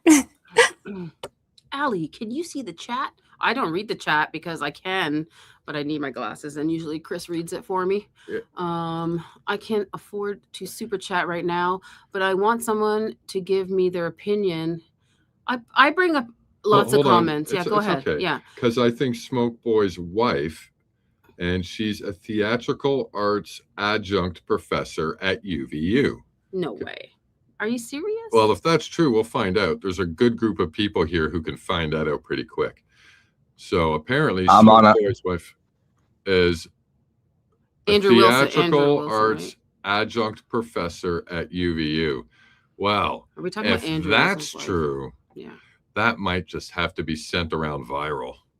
That would be as big of a deal as the one Dr. Valhalla's wife being a furry. Yeah, no kidding. Oh my goodness. Okay, we'll look into that. There is no record of a Rachel Wilson as a staff member at UVU. Okay, thank you for confirming that, Muppet. Looks like it's a no-go. Thank you for that. Username Kaylee. Thank you for that. There's no such thing as a crazy question or suggestion. We'll check everything. It's no big deal. Yep. You know, it's how you get to the truth. And thank you so much for Lady Lady Liberty. Lady Liberty. Yep. Thanks so much. I don't know who got it, but it's too late. We are It's so very far behind. back. We are very behind in this tonight, so I apologize and thank you so much for that. Well, we just didn't want to interrupt the conversation. There's a lot of good questions getting asked by everybody, and Mitch was explaining very well. So we just didn't want to. Why don't you read them and then I'll pull them up? Okay. So sorry, Chad. I know we're a little more interactive than this, but we just really wanted to hear Mitch speak. So we apologize. We hope you enjoyed the show. And Claire 9266 became a YouTube member. I'm not sure for whose. Maybe I don't know. Maybe his. Not sure. Yep. Might be his. Might be Might be anybody's. his, yeah. Just gonna read them all out anyways. Yep. So what do we got next? We got Danovision 10 Joules gold coin. Thank you, sir. Thank you. Hey, Critter KC Critter. gifted 1 membership. Thank you very much, Critter. Also, that was Daisy from before. Yes. That was Daisy from. Thank you so much for coming. We all love Daisy, don't we? We all Thank you need so one. much, Daisy. We appreciate you so much for dropping by and showing some love. We But I appreciate have one. you. I have Wisha's my Daisy. Yeah, but you can never have enough. And Charlie's daisies. Angels too. Charlie's You Angels. can never have enough daisies. Charlie's Angels a Daisy too.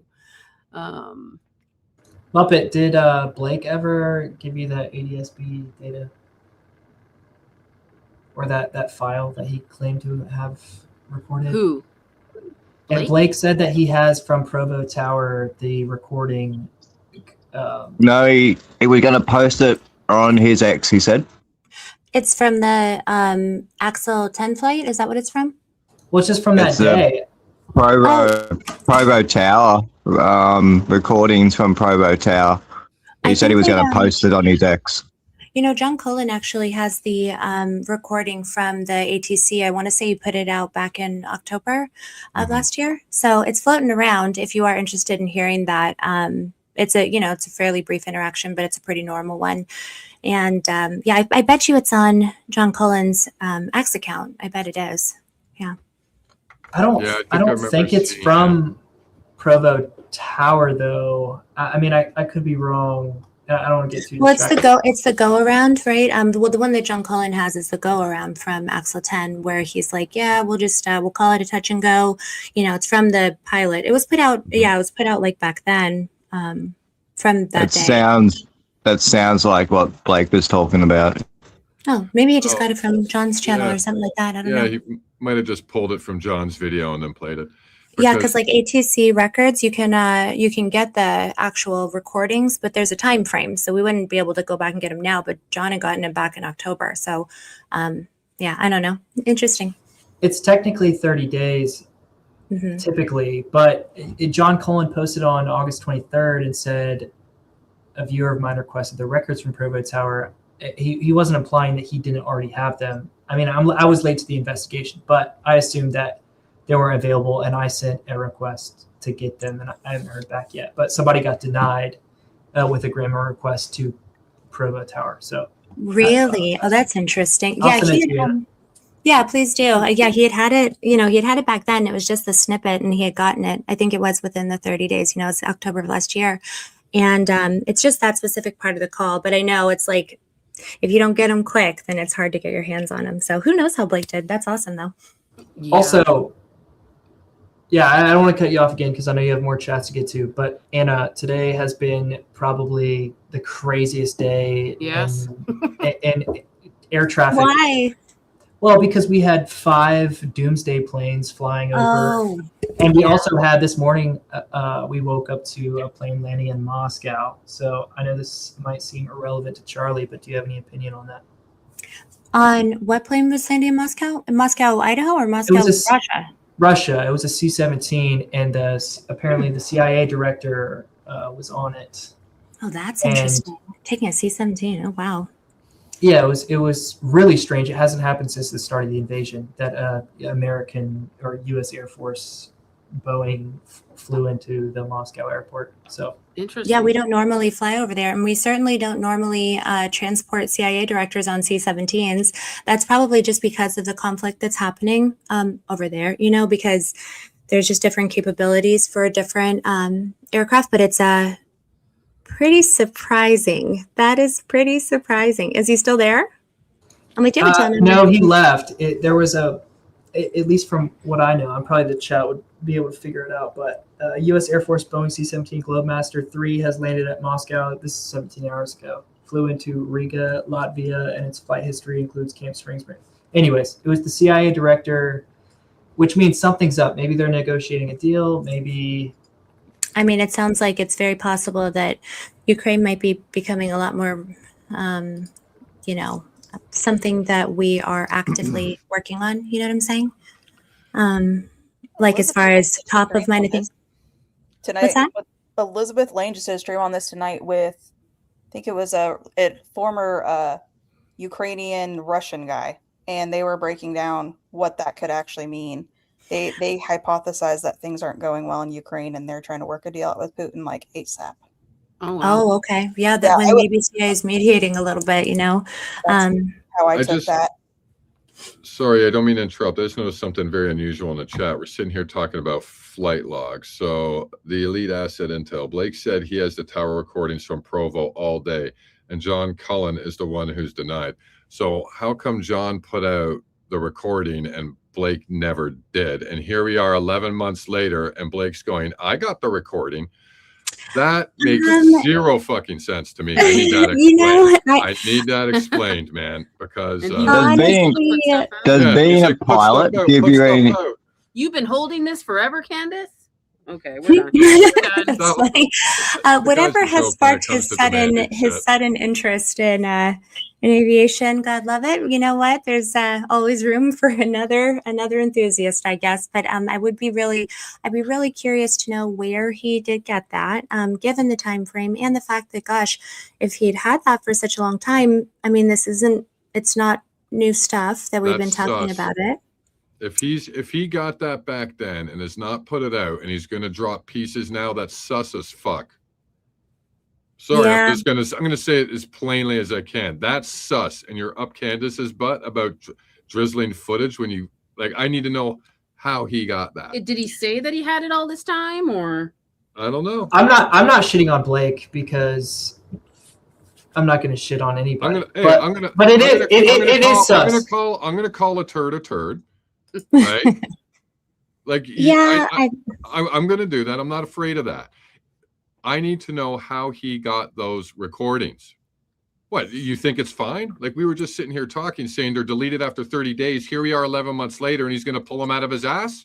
Well, I'm going to be really curious to know about what exactly that kind of footage sounds like, looks like, because the ways. Of the video in the space, and he's trying to throw shade at Candace.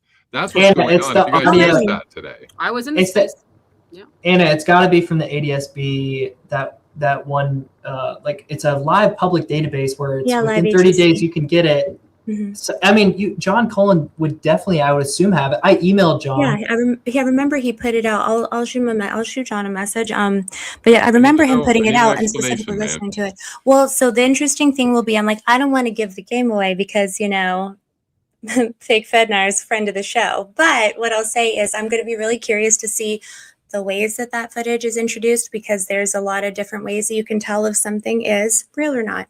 And so I'm not going to give away the game, but I'll be really curious to know what happens when we see it. So don't give away the game, Anna. And when it does come out, I'd love to know what you think of it. Yes, definitely. I just don't understand why today everybody was talking about drones, and that's what brought it up, because if they are flying around drones, we need to figure out who at UVU or the Dugway grounds or whatever has their operator's license, because they still have to. I mean, maybe they communicated with the tower, and the fact that John Cullen put out a post on the 23rd proving that whoever submitted a grant request and got denied by Provo Tower, I feel like there's some valuable information there, and the fact that if Blake does have those recordings, there's no excuse. I'm with you, Chris. I'm not accusing him of lying. It's just they have to come out if he has them. I'm just saying that if it's legit and say they're gone after like 30 or 60 days, right? That means there's no way he could have got it in the last couple months. If that's true, that's all I'm going by. If that's true, if there's a time limit on the time frame that you can request it, that means there's no way he just got it. And unless I'm wrong, I'm willing to be wrong. But if I'm not, then I need an explanation, guys. I don't like taking it on the chin. He was interested in the Hades plane, and he did show up to the airport, and I appreciate that. We have a video now of that plane, which I think if he has this and he's been invested in the plane since the beginning, and he claimed on his post though that he had a DSLR or some form of camera in his car or in his vehicle. We need high resolution imagery, especially. I mean, I feel like Muppet would agree with me. If we're talking about dropping off and picking up drones at certain altitudes, why don't we if we could just get a high resolution photo of that plane to see what its capabilities are, at least at the time. Yeah, well, I mean, something that, and I tried to, he had called into Stu's show when I was on it, and I was trying to answer his question. But I was saying that, the thing is that that jet itself, it is able to do a data link connection to ground launched drones. So it's not that it has to actually launch the drone itself. That Launch Effects program is one that's been in progress. They have announced the drone typing now. And they said that it's been, tested end to end. So they have tested it now a year on, but starting back in 2024, when they actually, rolled out the program, and then they actually delivered the first one, I think in January of 2025, they have been practicing the routes, and then they've been practicing, they just do a data link to the actual drone itself, which is launched from a vehicle. It's ground launched, because you're not going to test out all of those capabilities by launching a drone at 41,000 feet. You know what I mean? Like then it's just going to be a waste of a drone. So they do a lot of that in this like R&D phase, which is really what they were in kind of throughout 2025. Those drop and catch looking flights, they were really doing, I mean, they were doing so many of them that if you hadn't have known what happened that day at UVU, then it wouldn't have looked that different from, you know, other days. That geofencing flight the day they did before, I'm calling it that colloquially. I'm just, you know, pure spec. But the way that they flew that square shape, that was the one that's a little bit unusual in my opinion, because they didn't need to do that. You know what I mean? Like they did not need to do that. That is an actual flight path that they don't tend to run. And then of course, being there, I did just notice, I was actually just looking at this, the Axle 90. It's interesting to me. They actually were at Fort Huachuca. I've been running through, that's what I was working on kind of in the background. I'm trying to pair up all of the, you know, aviation dates with where the axles were. And it's interesting because they actually, you know how SAM 702-990404, it went to Fort Huachuca on October 10th, right? And it flew over the pathway of that McEwen, Tennessee accurate energetic system on that day. They actually went there, and Axle 90 went to Fort Huachuca that day too. So I'm like, well, that's interesting. It's another time that they, you know, same place, same time. I was like, that's kind of weird. And then they did it. I just posted on Twitter too that they had also been at Fort Huachuca. It's like they didn't usually go to Fort Huachuca, but on these weird, it's just a strange coincidence that on these days when serious aviation incidents have happened, they happen to be showing up at Fort Huachuca on those days. Like the day that the Bellcopter had that midair like disintegration. Do you remember that over in New York? Do you know what I'm talking about? In New York, over the Hudson. Or was that in DC? No, yeah, there's two incidents. Incidents. Yeah. So there was a Bellcopter, it was you know, just a flight tour helicopter. It was a Bell 206, and it was doing a helicopter tour over the Hudson with a family. It's a very tragic story. And then it broke up midair. And a lot of people at the time in the aviation community were kind of talking about, like, you know, I heard people say things like directed energy weapon. I heard people say things like, you know, GPS spoofing injection, which is something that Hades is capable of. You know, I was hearing people say some stuff at the time, but that's, you know, because that's where I was investigating primarily, was in aviation stuff all through 2025 until Charlie passed. Now I'm kind of like, okay, I want to look at this again a little bit with a different eye, you know? So that's kind of what I'm backgrounding on right now. But curious, because just checking on, I just checked Blake's X. The first time he posted about Axle 10 and the spy planes was on the 14th of September.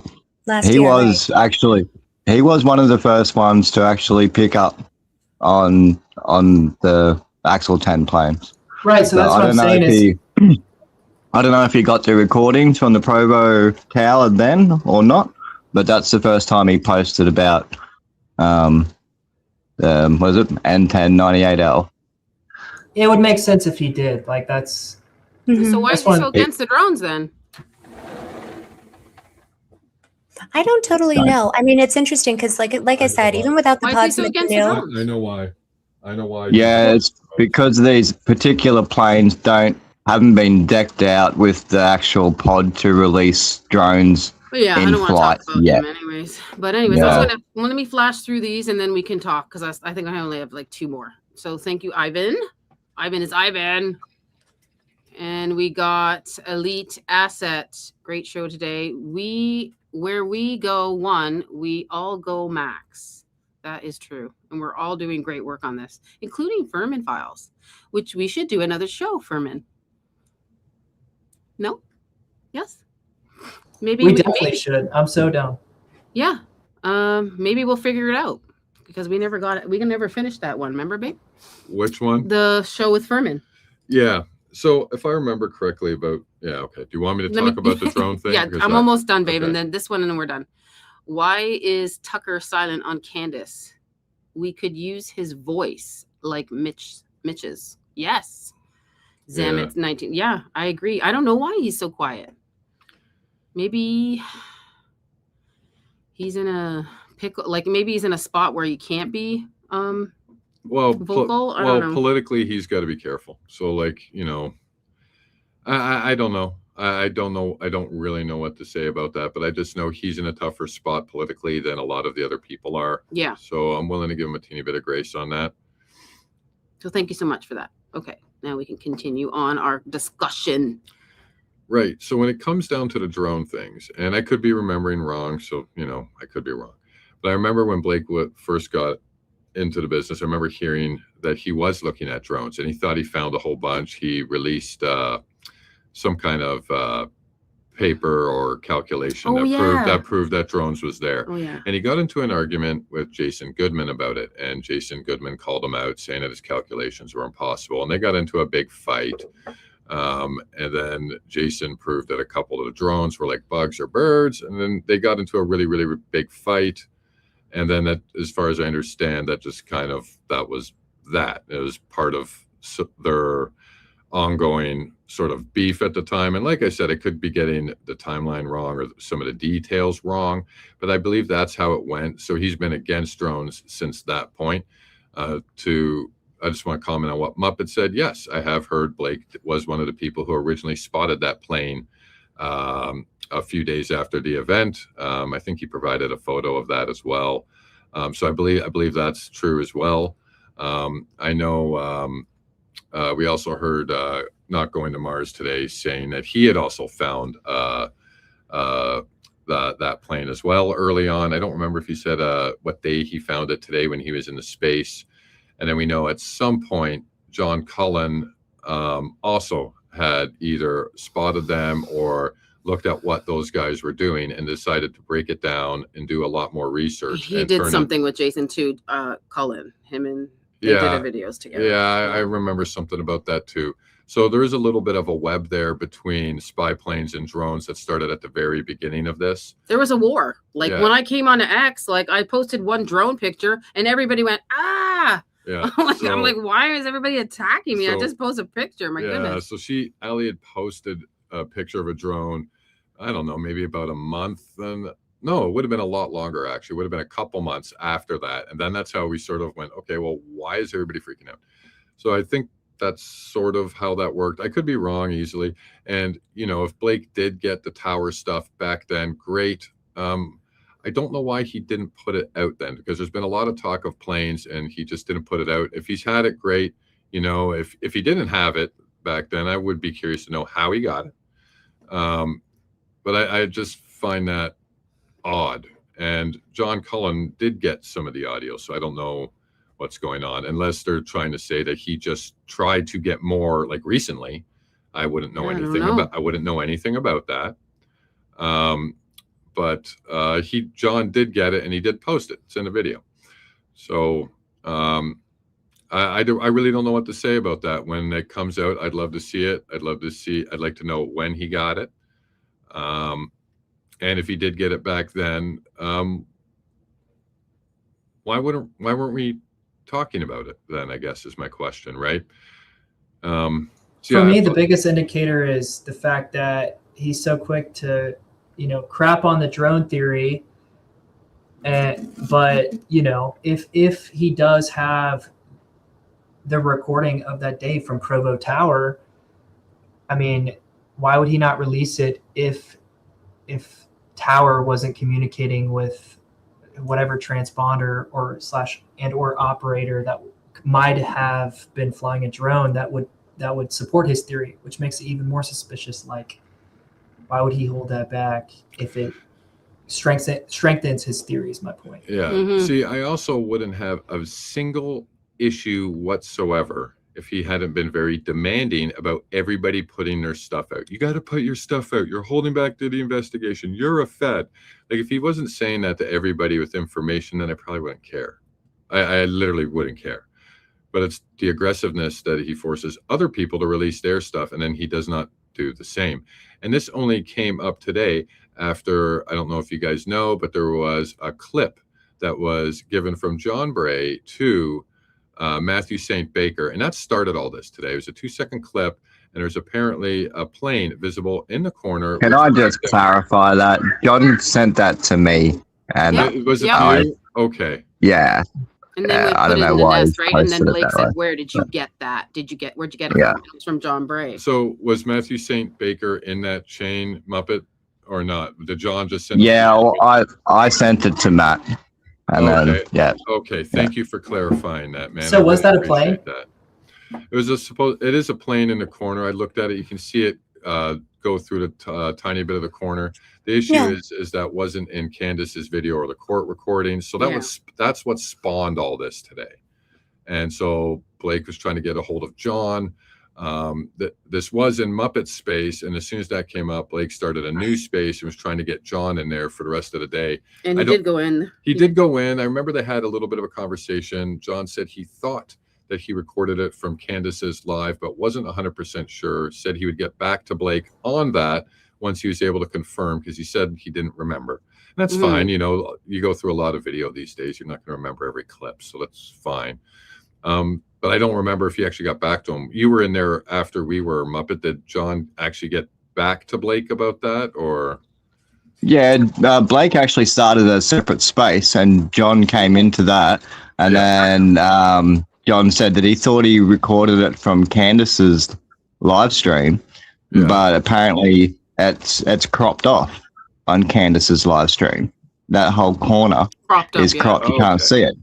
So we're still trying to work out. We're still trying to work out where John got it from. Yeah, where'd you get that? Who got the original, and where did it come from? Yeah, so John that needs makes to answer that. So, well, I think it's pretty. I think. Well, I don't know.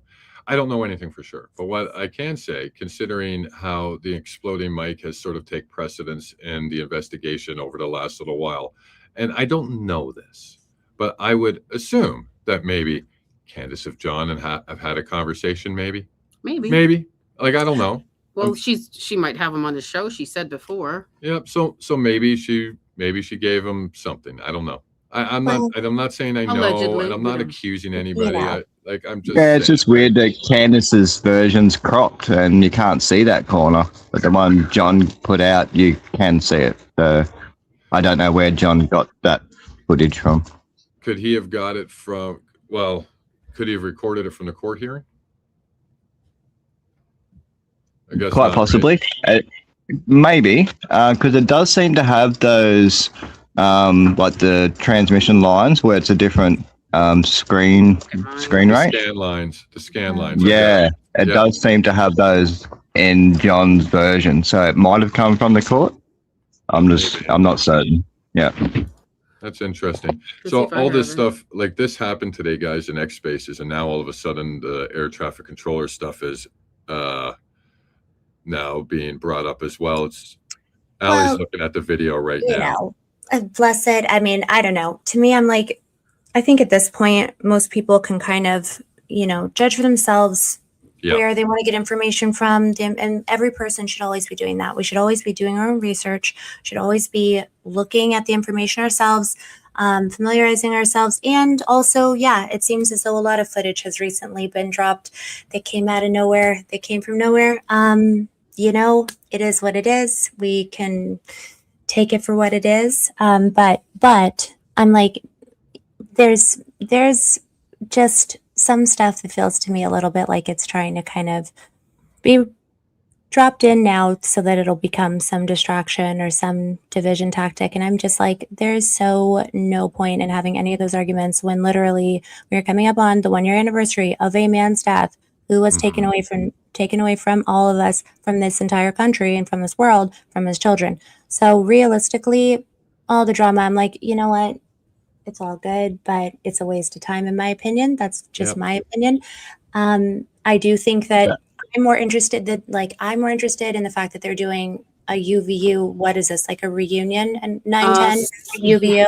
Sponsored by douchebags.com. Sorry, but come on. And Save a Seat for Charlie campaign as well. Yeah, exactly. It's so Ali, I just forwarded you the message directly from John. So I've just forwarded that video. Should be the same quality that I got from John. So you can see it. Yeah. Well, okay, I'll play it. Thank you, Muppet. I'll play it. You're going to bring it up, or? Yeah, I'll bring it up. Okay. Yeah, because you can see it, like it is there, right? Like it's obviously there. Do we have an exact timestamp of it? I don't see any timestamp in here. It's basically like the moment of the shot. If you're watching, the guy gets up and starts running right at the moment that plane's in the corner. So you're looking at 12:23, pretty much on the dot. It would be super low altitude, or relatively low altitude, though. Yeah. Blake said something about what do you call it? Breeze Airlines flight was landing at Provo around the same time. So it could be that. Yeah, it was a plane. mixy flight. The flight, the timing and everything all lines up to the mixy flight. That's like a regional airline. I think it is Breeze Airways or Breezy or something like that. And it's just a plane that happens to be coming in. It's on ADSB. I'm like, I can't remember what the tail number is, but it's MXY some, maybe 1823 or something like that. Anyway, it's like just a normal. It's more, I guess, the only thing that seems like, that there would, in my opinion, be like a continued question on is, okay, so was it cropped for any reason, or does it just happen to be a little bit more zoomed in or out? I mean, but Why is it? It's very slow. It's a 2-second clip. That's it. Well, there it is in the corner. It's a 2-second clip. Yeah. You can see it in the corner, left-hand corner, right there. Yep. It goes through the top part of the very top left corner. Very top. You see it just as a sliver go through. Yeah.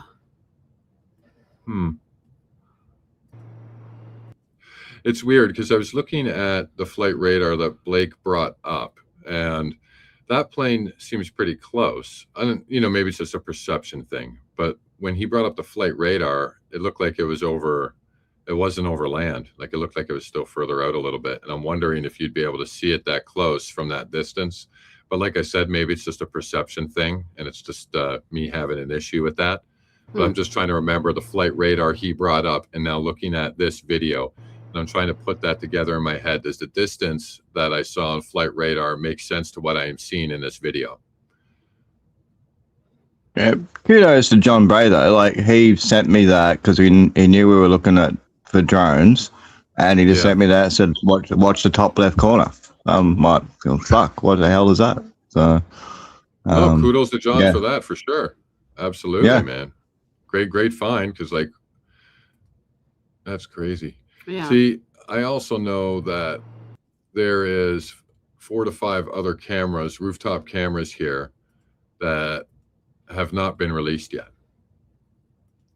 So I know that because our friend Paramount Tactical was bragging about that in one of his X spaces. He was. Have you seen the ones? There's 2 hanging off the library too, where they found the backpack at the bus stop. There's a 360-degree camera directly above that, hanging off the library. So they'd know exactly who dropped that backpack off. Yeah, so they probably caught that on camera, is what you're saying. Yeah, 100%. 100% they would have. That whole street is covered by, there's 2 cameras on either end of the library, actually 3 cameras on 3 corners of the library. One of them is the footage that we see from Officer Goforth meeting up with supposed Tyler at, was it that night? That's footage from one of those cameras, but there's one directly above the bus stops where the backpack was found. So it sounds like to me, no matter which way the person came into that area and or exited, that they would be caught on camera, no matter which way they decided to come in or out. 100%. And there's also a license plate reader at the end of Campus Drive that catches every single car that goes down Campus Drive. Yeah, and I heard you mentioning that. So that should have tagged the alleged vehicle going in and out. Yeah, 100%. We should have that on camera to be able to confirm that vehicle actually went in there. Now, whether or not it was driven by the said individual who allegedly took the shot, I guess would be a different story, but could confirm that the vehicle itself at least went in and out. Interesting. Very interesting. Well, I do got to say, I'm curious to see what Blake posts for the flight logs. I think he's on a space right now. I'm pretty sure. Bless his heart. Well, I've Yeah. had them, but I'm turning into a pumpkin. It's right over here. Yeah, So, same here. I think we're Thank you we're so pretty much much for having done. us. Thank you for having me. And thank you guys to the chat. I can see a lot of familiar names. It's so nice to see you guys. To everybody we don't know yet, it's nice to meet you guys. Muppet, it was so nice to talk to you. It was so great to talk to you finally. We need to do this again for sure. Yeah, that would be lovely. I'm like, Do you like Allie, this, can we do an Muppet? Good night. earlier?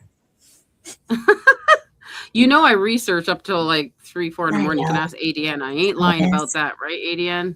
Oh my God! Sometimes we're on the phone till 3, 4 in the morning. Yeah. So Muppet also knows that there was a couple times where literally it's like 24-hour research stuff that we do, especially when we were looking into the Mormons. how early Oh, are we man. talking? I'm not I don't know. 9 When a.m. Listen, I don't you do know, early bird gets the word. I need like 2 coffees at least, you know. Early Yeah, bird. no, we could do. You told me you don't like it early. Now you're early bird. Well, 9 a.m. And is I just did that. early. I started a space at 11 o'clock last night, ran for 8 hours, and then yeah. That's a waste of And then time. I That's had, too long. and then I had to go fucking do some stuff, and then I'll just jump straight in here. I'm going on about, I don't know, 40 hours at the moment with no sleep. Oh my God, he had no sleep. He had no sleep, babe. Well, I remember we were in a space with Muppet for like a good 5 or 6 hours, and this is at the end of his day. And then we hopped off, prepped to go do a live. Muppet went straight from the space, turned it off, and then jumped immediately onto a live stream with us on Don Jeffrey's Yeah. show. You're a That's warrior, incredible. Muppet. You guys are warriors. Thank you for being warriors for the truth. And Furman, it was so nice to finally talk to you. It was a joy. I know. Don't worry. It's Don't stress great. the E6s too much. Don't stress them too much. They run those actually pretty often. 6 is unusual. 2 or 3 in a day is actually pretty normal. I took a peek when you said something about it. I took a peek. They weren't anywhere scary. I think it's more the concern that I'd have is that it means we're gearing up to go and try to do something with them. But they do those most days. So just keep an eye over the next couple of days. It's really going to be about seeing if they keep doing it, but nothing that they were doing today looked particularly concerning. So just a little thought on that one. But we'll talk And more that planes. plane that you Don't get me caught going on over planes, okay? And Please. Furman, that plane that you caught, That was selfie insane. video, that was insane. That's insane. Do you have that to send me? I'll play it. I mean, heck yeah, I'll send it to you. But it was great to finally talk to you, Anna. And I mean, yeah, I haven't been on the show for a few months, so I appreciate you having me as well, Allie and Chris. Love you guys. Yeah, anytime. Mom and Dad. Anytime, brother. Cute. And Mom and ADM, Dad. always a pleasure, darling. I'm like, well, Yes, now girl. you left me on red for long enough. I'm just joking. We were talking to I know. I'm not. Hey, she left me on red too. It's okay. Oh, Check your that's text, different. ADM. Come on. That's always different, leave me on actually. That's a very different kind of getting left on red. First of all, Anna, Mommy, check your tags. No, I texted my text and you did not I'm gonna reply. sing this up. Adrian, honey, you handle that, girl. He never replies. He's a liar. I totally reply. You leave me on red every night. This is a lie. This is all a lie. That's all games. You playing games? He leaves me on red more than anyone I've ever met. I don't play games, but I I'll don't get the know. receipts. I'll get the receipts. All right, I'll call you tomorrow, Adrian. I'll call you tomorrow. Don't worry about it. Anna, though, I really thought this is the worst part. I thought I was waiting on you.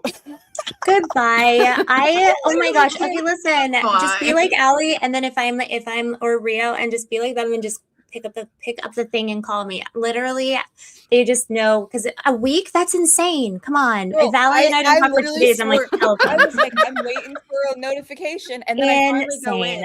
And I'm like, I left John Mappin on red. You're gonna do something. That's true. No. That's true. I did. Accidentally. She did. Were you? I did. I left John Insane Mappin on red. behavior. But yeah, Anna, I'm I hoping swear we to can you. get together end of the week. That would be so much fun. Oh my gosh, the girly round table. That would be so That'd be much super fun. fun. What are you I doing love it, Friday, yeah. Allie? I haven't even. Did someone I haven't leave really the screen? Muppet. Where did Muppet go? Muppet left. Oh, us. he ditched off. He was like, bye. He's tired. He was like, tired. goodbye. He's tired. Muppet, if you're still listening, thank You're you so done. much for coming. Oh, there he is. Oh, there he is. He left. He's coming back. I'm didn't sorry. leave. I'm sorry. I was pushing buttons. It's okay. I was in the middle of just saying goodnight because I thought you had to run. So I was like, well, he's been up for 40 hours. Maybe he needs to, get some rest finally. Put his head Yeah, on I the could pillow. probably do with a nap. Yeah. Yeah. Yeah, Well, this was everybody great. gets some was rest. great. This was so much fun. Yeah. Let's do it It's again. super fun. Absolutely. And Yeah. ADN, love to do Friday. I think I'm the last one that messaged you. I'm literally looking at her. Okay, nope, just kidding. I'm messaging you now. Hi. All right. And Bye. literally perpetually Furman, leaving me you're on done. red. You're done. No, okay, He's gonna we're be in trouble no publicly- matter what. Uh-huh. You're done. If you left I'm just- my girl, What did I do? you're What did I done. do? I did not. No, ADN, you're You're done. done. No, he texted me, "How are you?" and left me on red to that question. I was checking in on you. I was making sure you're okay. Oh, right. See? What is how are you? I mean, how else do you want me to say that? I was seeing what's up. It's okay. It's cool. You guys sound like you're married already. Aw, that's so cute. You asked I if love she you. was single, didn't you? Let's go to the Oh my courthouse. gosh, I cannot believe you're Wait, airing didn't him you? out. Allie. Excuse don't me. forget I am that. love matching right now. Allie. Okay. It was on the me. stream. Matchmaking is sweet and in private. He Oh my sent me a goodness. super Crying. and asked me if she's single. I'm trying to make a match right Oh now. my god, that's funny. I'm But yes, This is the crying. never-ending Oh match. man. You know what? Shoot or shoot, It's okay. Furman. Look at that. I'm just playing. I'm just playing around, guys. I'm just having some giggles. Oh my goodness. I Yeah, cannot. all I can We're do all is shoot my busy. shot. You I know, can't That's you control know, right. ADN. we're all. Oh you my know what we're god. doing. But she You're does all- look hot in her profile photo. It's a good photo. Thank you. Yeah. Thank you. I took Whoa, that from a that's so stream. I sweet of you. cropped it from one of the streams I did and then plugged into AI. I said, "Will you make me an icon thing?" Well, that's how you look in real life, so it's very cute. Yeah. So, I you had it know. taken off on my streams, so I was like, "Oh, just Why don't make you this- and Furman do a show? That would I be can never get a fire. hold of him. I can literally never get a hold of him.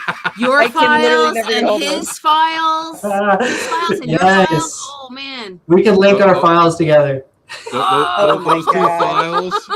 All right, I'm going to bed.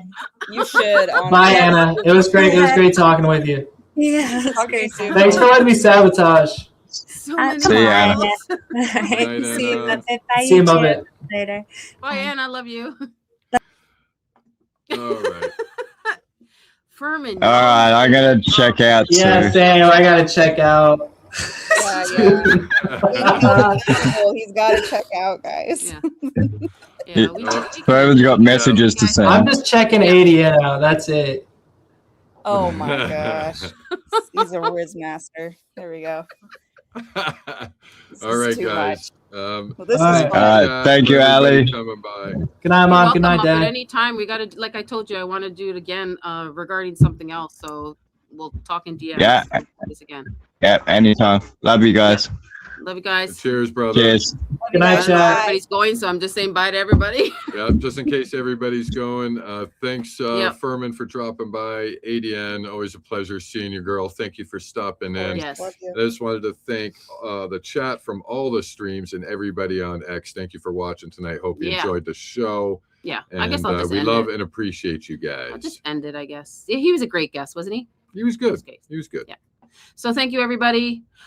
With that, we are done. I will be doing a live stream. Day is it? Oh, stuff is coming up. I'll let you know in my community. So thank you so much for coming. Christ is King, and keep fighting for Charlie Kirk. Ciao. Bye now.